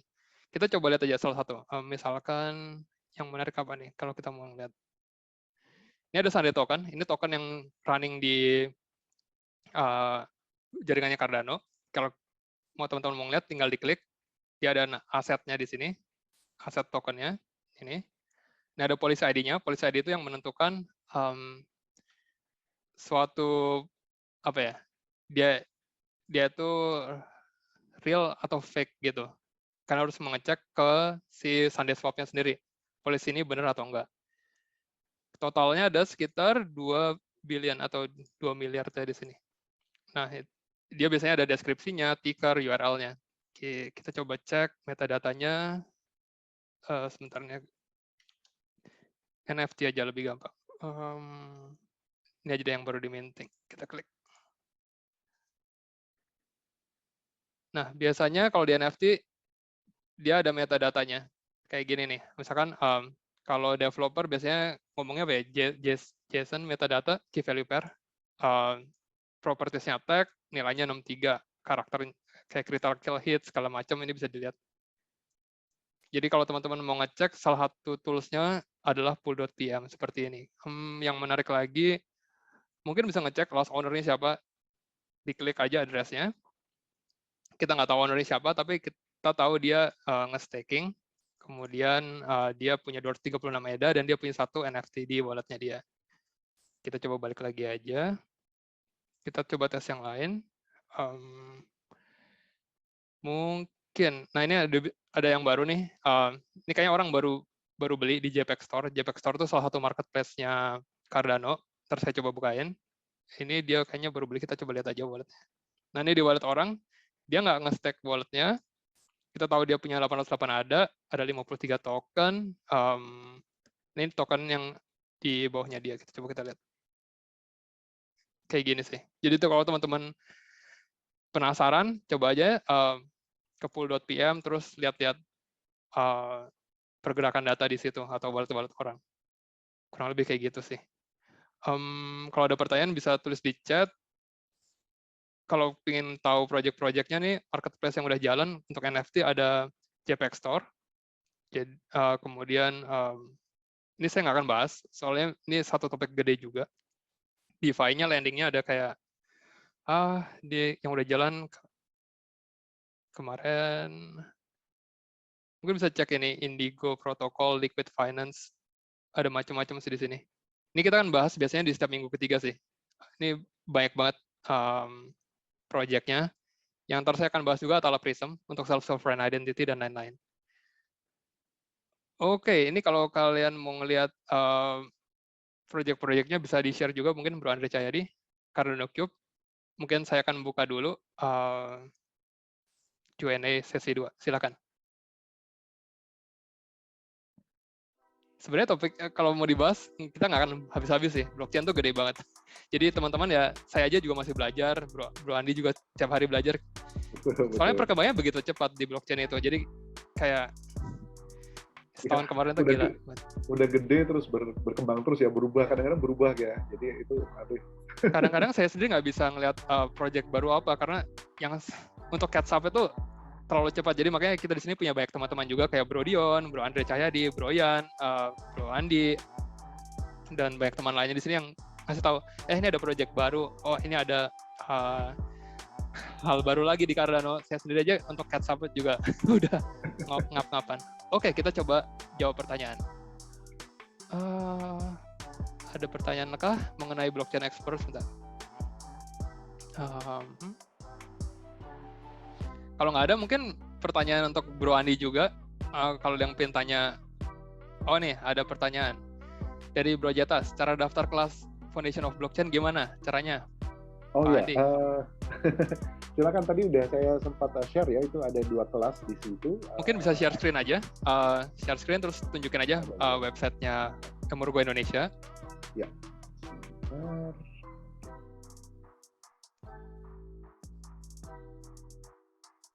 Jadi kalau misalnya pergi ke websitenya Emurgo Indonesia, itu tinggal pergi aja ke emurgo.id, ya, itu untuk Indonesia. Kalau emurgo.io itu untuk yang global ya. Kalau yang di global itu nanti pakai bahasa pengantarnya bahasa Inggris. Kalau di Indonesia yang .id itu bahasa pengantarnya bahasa Indonesia. Jadi di situ nanti akan bisa kelihatan itu semua informasinya. Batch ke-15 yang paling dekat nanti akan mulai tanggal 28 Maret. Waktu. Terus ya tentang semua ya yang berhubungan sama ininya, dan juga untuk untuk mendaftar ada linknya di situ ya untuk daftar. Atau yang lebih tertarik ke arah kalau Foundation of Blockchain itu yang tentang dasar-dasarnya ya, tadi yang kita bahas itu, tapi yang lebih komplit lagi.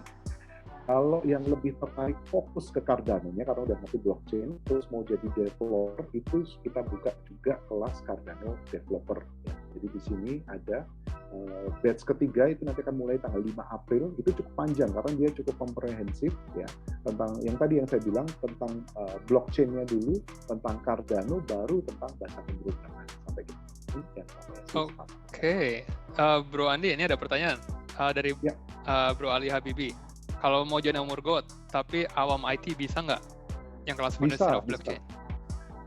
Bisa. Jadi kalau yang ini tadi Cardano Developer ini adalah untuk programmer. Nanti sebelum untuk ikut ini akan ada interview untuk dilihat apakah ya pengalamannya programmingnya.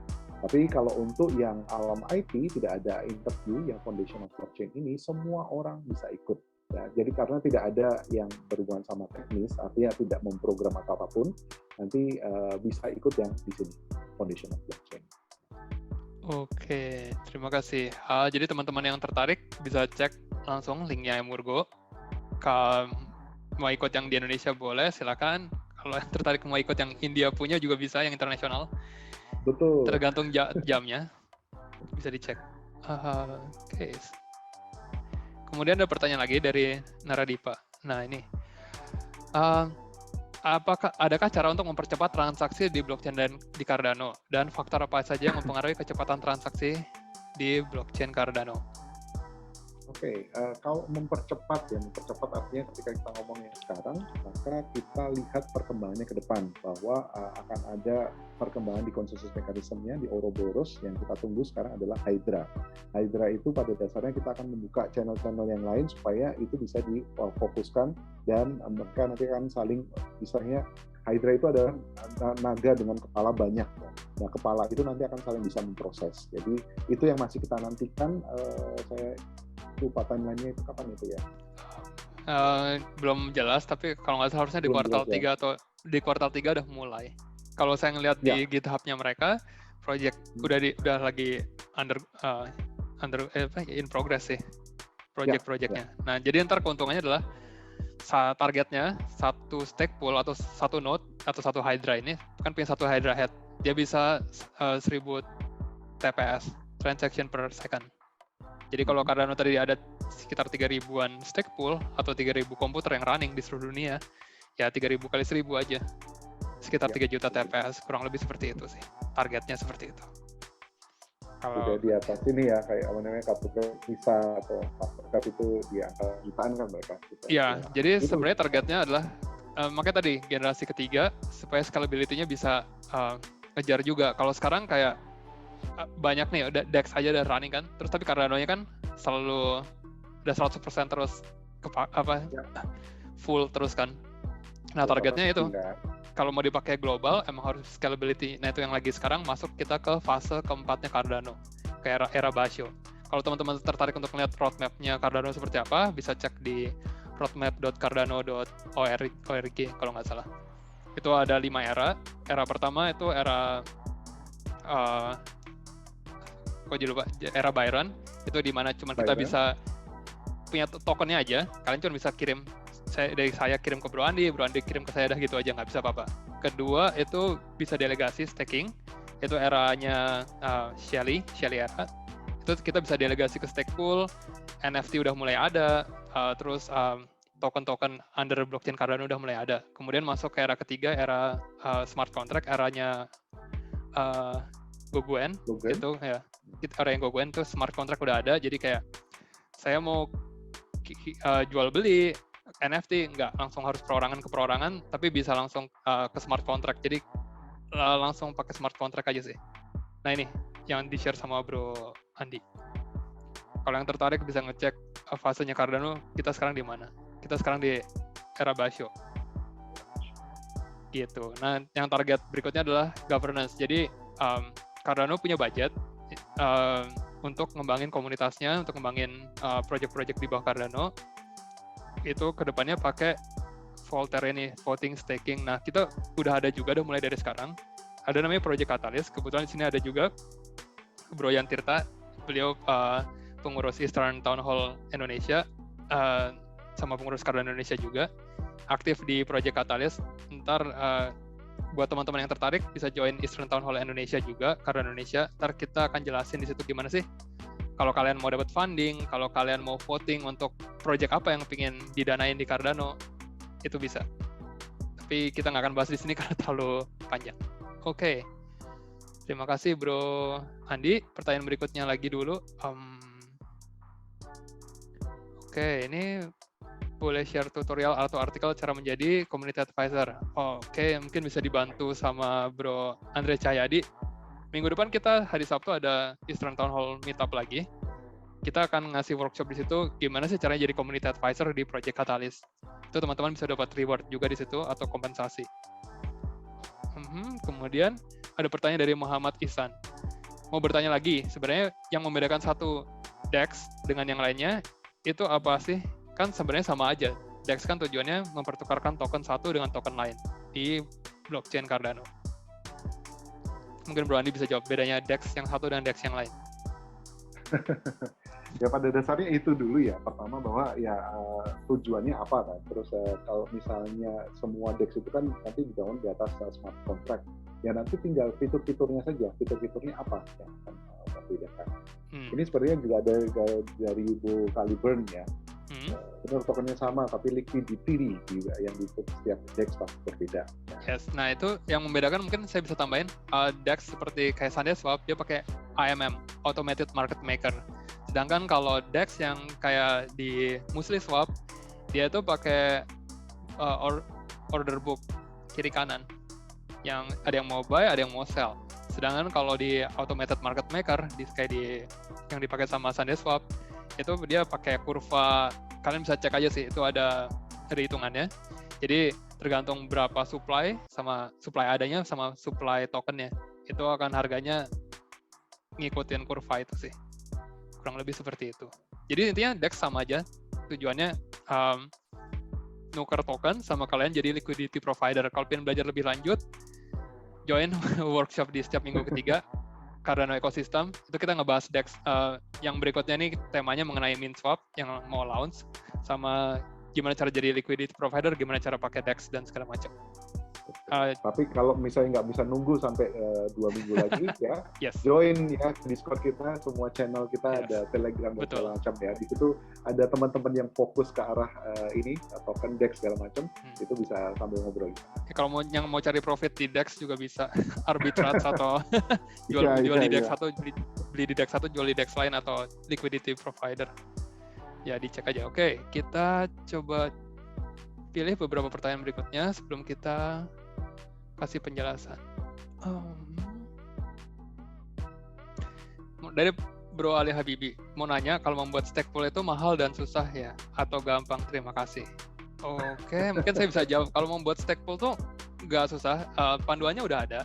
Kalau kalian ada websitenya developer.cardano.org, itu dijelasin cara bikin stake pool apa, kayak gimana di Cardano, dan yang penting kalian tuh antara punya 2 PC atau kalian kayak gimana di Amazon Web Services AWS atau Google, itu bisa sewa 2 PC di sana, cloud gitu, cloud server. Itu aja sih, sama kemampuan untuk bisa ngoperasiin di terminal gitu ya, pakai bash script kayak gitu. Kalau setupnya mungkin sekitar 2 harian, 3 harian tergantung kalau sambil belajar. Yang susah sebenarnya kalau stake pool itu adalah nyari delegatornya. Jadi kalau di Cardano kan sistemnya proof of stake, bukan proof of work. Kalau proof of work, kalian lomba-lombaan. Komputer kalian semakin cepat, kalian bisa mining blok. Kalau di Cardano, kalian dipilih. Nah ini, websitenya developers.cardano.org, bisa dicek. Mungkin bisa di-share juga ntar di link. Yang lebih susah, banyak stake pool yang tutup di Cardano karena mereka nggak bisa marketing, nggak bisa nyari delegator. Kalau di Cardano, kalian mau bikin stake pool, mau punya komputer cepat, tapi kalau nggak ada yang delegasi di stake pool kalian nggak akan dipilih. Jadi harus ada delegator. Nah itu sebenarnya kita ada topiknya juga, gimana cara delegasi. Kalian akan dapat reward sekitar 4% sampai 5% per tahun. Kalau kalian ngedelegasin ada kalian, tapi itu temanya beda lagi. Ntar kita akan bikin workshop untuk membahas mengenai stake pool dan delegations. Kurang lebih seperti itu. Oke. Kurang lebih kayak gitu. Kalau ada pertanyaan bisa ditanyakan di chat. Sementara ini saya akan coba jelasin dulu. Mungkin Bro Yan mau jelasin Easter Town Hall? Atau Bro Dion? Mau jelasin Cardano Indonesia? Atau saya aja nih? Oke, semuanya. Oh ya, ini Brian. Mungkin bisa jelasin Cardano Indonesia dan Eastern Town Hall. Mungkin Eastern Town Hall dari saya, terus mungkin Cardano Indonesia bisa dijelaskan lebih dalam sama Bro Dion. Oke, siap. Silakan. So, kurang lebih Eastern Town Hall itu adalah corongnya dari Cardano. Jadi kalau semua teman-teman tahu, di Project Catalyst itu ada yang ada kayak tempat ngumpulnya komunitas global Cardano, itu namanya Project Catalyst. Dan Project Catalyst ini mereka punya kayak YouTube-nya, kayak live meeting-nya yang namanya Town Hall. Nah, Eastern Town Hall itu sama persis dengan Town Hall global, tapi dikhususkan untuk negara seperti Jepang, Korea, Vietnam, dan sampai ke New Zealand sekalipun. Nah, ini kebetulan sama Bro Dion ini udah share websitenya. Itu teman-teman kalau pengen tahu lebih lanjut apa sih kegiatan Eastern Town Hall, mereka udah bikin apa aja sih. Karena Eastern Town Hall sendiri kita juga banyak ngajuin proposal. Nah, proposalnya itu tujuannya untuk membangun Eastern Town Hall dan juga komunitas-komunitas di tiap negara masing-masing seperti Cardano Indonesia, Cardano Vietnam, dan seterusnya. Nah, mungkin untuk Cardano Indonesia, saya lanjut, saya oper ke Bro Dion. Thank you. Apakah ada Bro Dion? Saya stop Ya, share dulu. ada. Mungkin bisa share screen kalau mau, Bro Dion, silakan.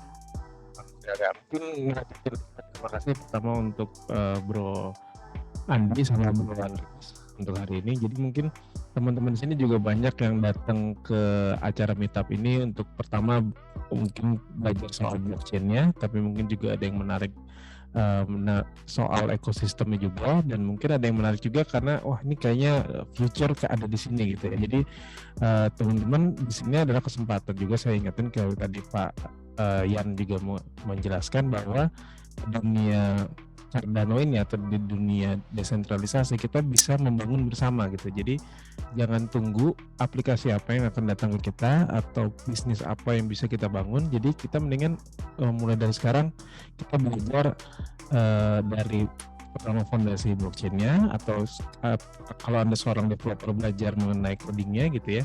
Tapi kita sebagai orang yang non-developer seperti saya akan melihat ada opportunity apa yang bisa kita bangun untuk Indonesia gitu ya, atau untuk lingkungan sekitar. Jadi kita mulai lihat opportunity apa aja, karena menurut saya ya pribadi bahwa kita lihat sendiri Afrika sudah mulai adaptasi setelah Eropa dan Amerika.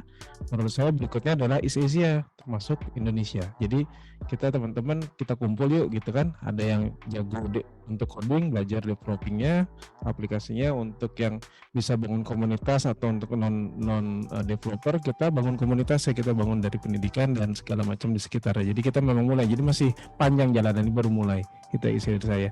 Dan jangan lupa jadi join di channel-channel yang udah kita share, karena memang di situ kita ngumpul ya, karena ini kan dunia desentralisasi atau dunia blockchain ini memang ngumpulnya di internet gitu ya. Jadi kita ngumpul di sana, diskusi di sana, nanti pelan-pelan kita akan coba ada kopdaran itu atau ada meetup yang beneran, tapi mayoritas kita akan beredar di sini gitu. Jadi teman-teman mulai aja aktif atau mulai bertanya atau join di channel-channel ini. Itu aja sih.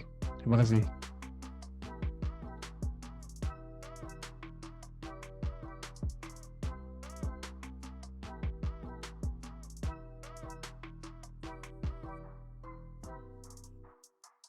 Bro Andreas ke mute. Oke, ya terima kasih Bro Dion, terima kasih Bro Yan untuk penjelasannya mengenai Eastern Town Hall dan Cardano Indonesia. Buat teman-teman yang belum join, ini ada link tree-nya Cardano Indonesia, mungkin bisa di-share juga Bro Andre Cahyadi. Ya, ada forum, kemudian kita ada Discord juga, kemudian ada Telegram, Twitter, Instagram, kita ada YouTube channel, kita belum upload apa-apa, tapi kita akan mulai ngupload workshop-workshop yang udah kita lakukan kemarin, harus diedit dulu. Kemudian untuk ngikutin event-event workshop kita ada meetup juga, jadi kita coba aja cek sebentar. Ini forum, jadi kita ada forum Cardano Indonesia, ini resmi dari Cardano-nya, kita ada nih bahasa Indonesia di sini. Jadi kalian teman-teman tinggal join aja, cek. Biasanya saya post translations dan Bro Andre juga post banyak hal sih di sini. Info-info mengenai withdrawal, pipelining, mau ngecek berita terbaru, saya juga bisa translate juga dari blog Emurgo ke bahasa Indonesia, bisa kita cek aja. Contoh misalkan NFT, marketplace, kalian bisa cek lah. Di sini banyak sih real fi seperti apa, peer-to-peer, edukasi, converter dari Ethereum ke converter ERC20. Yang tertarik bisa baca aja nih, banyak kok artikel yang udah kita translate.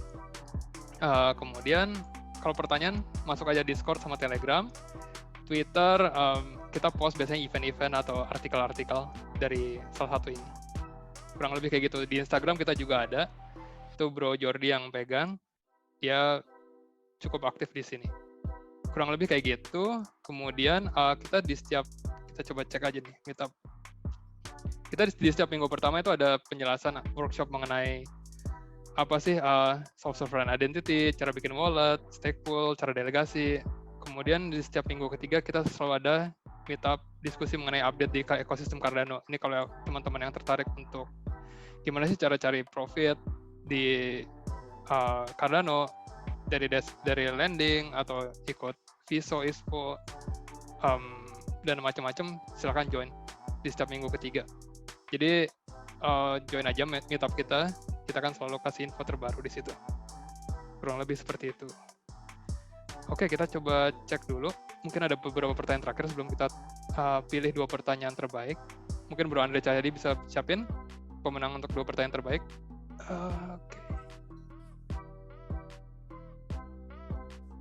Oke, mungkin dari Bro Jetas, ini bisa diceritakan sedikit tentang Web3. Apa sih sebenarnya kegunaan Cardano di Web3 atau peran Cardano di Web3? Mungkin Bro Andi ada info? Ke-mute Bro Andi. Ya, sorry. Kalau tentang Web3, ya itulah yang selanjutnya ya. Artinya kalau kita melihat dari perkembangannya Web 1.0, Web 2.0, ketika berkembang dari misalnya dari satu arah ya, terus habis itu ke interaktif ya, terus nanti kita berkembangnya adalah Web 3.0 ketika kita udah kenal tentang sesuatu yang decentralized ya, yang tadi itu, bahwa tidak lagi dipegang oleh satu pihak saja ya, kontrolnya di situ, tapi dipegang oleh semua yang berhubungan sama jaringan itu. Jadi Cardano kalau bisa dilihat tadi adalah salah satunya ya di situ, bahwa kita menyediakan platform ini di mana semua orang juga bisa bikin dan semua orang bisa berpartisipasi juga. Jadi kalau saya lihat setidaknya itu ya dari Cardano.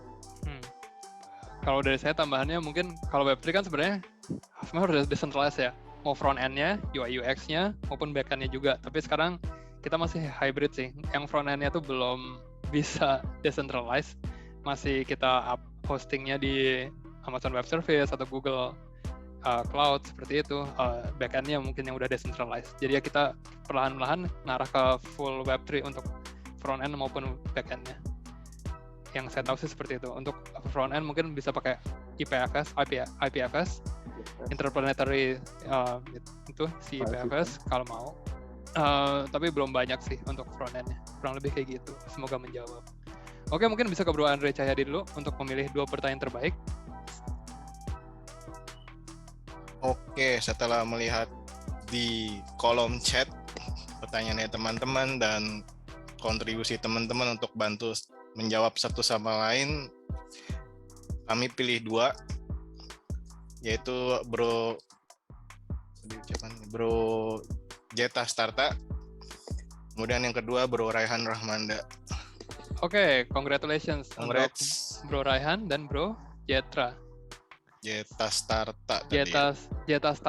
Oke, untuk Bro Jetas dan Bro Raihan bisa langsung direct message ke Bro Andre Cahyadi untuk ngasih wallet address Cardano-nya maupun emailnya. Jadi ntar kita bisa kontak lagi kalau kalian belum punya wallet address. Terima kasih. Kurang lebih seperti itu dulu untuk acara hari ini. Buat teman-teman yang tertarik, silakan join lagi sekali lagi ke Telegram kita, ke Discord, cek YouTube channel kita untuk entah kita upload workshop-workshop yang udah kita lakukan. Kemudian yang tertarik untuk belajar bisa cek websitenya Murgo, ntar pengajarnya Bro Andi juga. Jadi ikutin kelas Foundation of Blockchain-nya, kalian bisa belajar banyak di situ. Buat yang awam mengenai development pun nggak masalah. Kalau yang developer tertarik untuk bikin blockchain juga smart contract, silakan join kelas developernya juga. Workshop kita berikutnya itu ntar di minggu ketiga kalau dari Cardano Indonesia. Untuk Cardano ecosystem kita ngebahas MinSwap DEX yang mau launch, kemudian gimana cara cari profit di situ, cara jadi liquidity provider. Kemudian minggu depan dari Eastern Town Hall Indonesia kita ada workshop juga gimana cara menjadi community advisor. Community advisor itu kalau saya jelaskan singkat adalah orang-orang yang kerjanya memberikan assessment terhadap proposal-proposal yang dimasukkan ke Cardano, proposal project. Kita ngecek apa proposalnya oke, orang-orangnya tuh kredibel, dan yang mereka minta kegedean atau terlalu kecil. Ntar kita bisa ngasih assessment di situ dan kita dibayar dalam bentuk ADA oleh Cardano Foundations dan IOG, Input Output Global. Di sini nggak ada Bro Dani ya. Itu kurang lebih bisa dapat sekitar $1.000 sampai $2.000. Itu kerjanya seminggu, setiap 3 bulan sekali. Satu fund-nya di Project Catalyst itu 3 bulan. Kurang lebih bagi yang tertarik, silakan join. Ada link-nya Eastern Town Hall kah? Sebentar. Mungkin bisa di-share, Bro Dion atau Bro Yan. Yes, itu ada link tree-nya Eastern Town Hall di chat. Kalian bisa join aja, ada Telegram-nya juga. Tapi kalau kalian join ke Cardano Indonesia, kalian juga bisa sama aja. Pengurusnya juga sama. Kurang lebih seperti itu. Oke, dari saya itu. Buat teman-teman yang tadi mendapatkan door prize maupun udah menang 2 pertanyaan terbaik, silakan kontak Bro Andreas Cahyadi, kirim alamat email maupun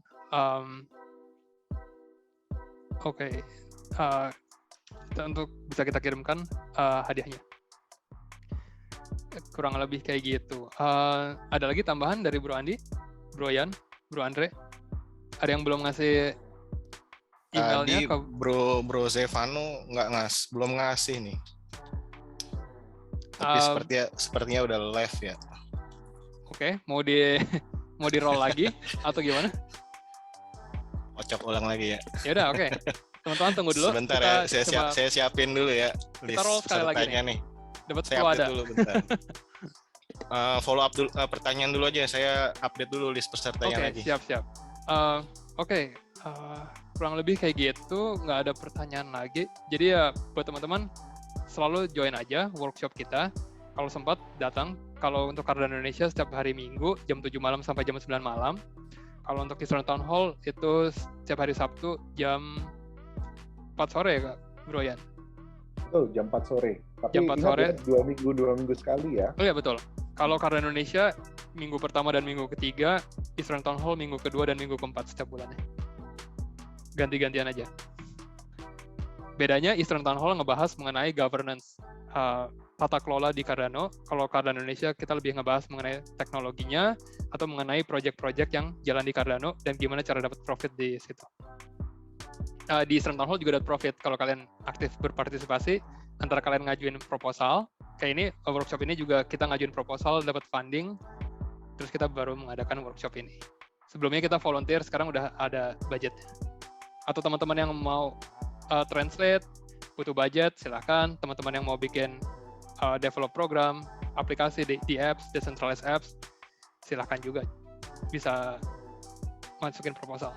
Ntar kita bantu cara bikin proposalnya gimana, cara submitnya gimana. Oke, silakan Bro Andre Cahyadi. Sudah nih, bentar ya, saya share screen dulu.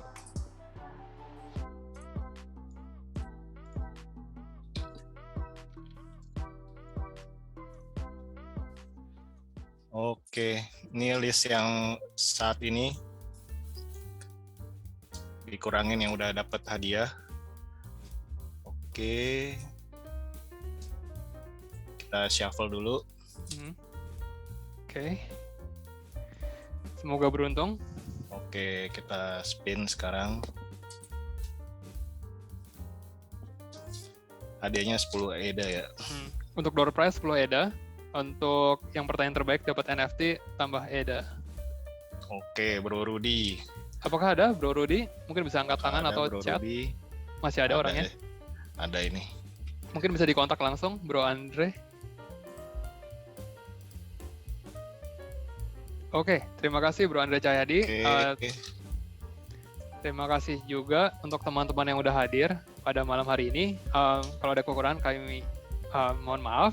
Kalau ada pertanyaan silahkan join tadi Telegram. Kita akan bantu. Kita tunggu kehadiran teman-teman di workshop-workshop berikutnya. Ya, kalau ada input silahkan juga info aja di Telegram. Terima kasih untuk Bro Andi yang udah ngasih materi yang sangat bagus hari ini. Kemudian thank you juga bantuannya Bro Andre Cahyadi, Bro Yan Tirta, Bro Dion. Mereka ini pengurus Cardano Indonesia dan Eastern Town Hall Indonesia juga. Oke, terima kasih semuanya. Kalau ada pertanyaan masih bisa stay di ruangan ini. Tapi untuk acara resminya kita tutup sekarang. Saya stop recordingnya dulu. Terima kasih.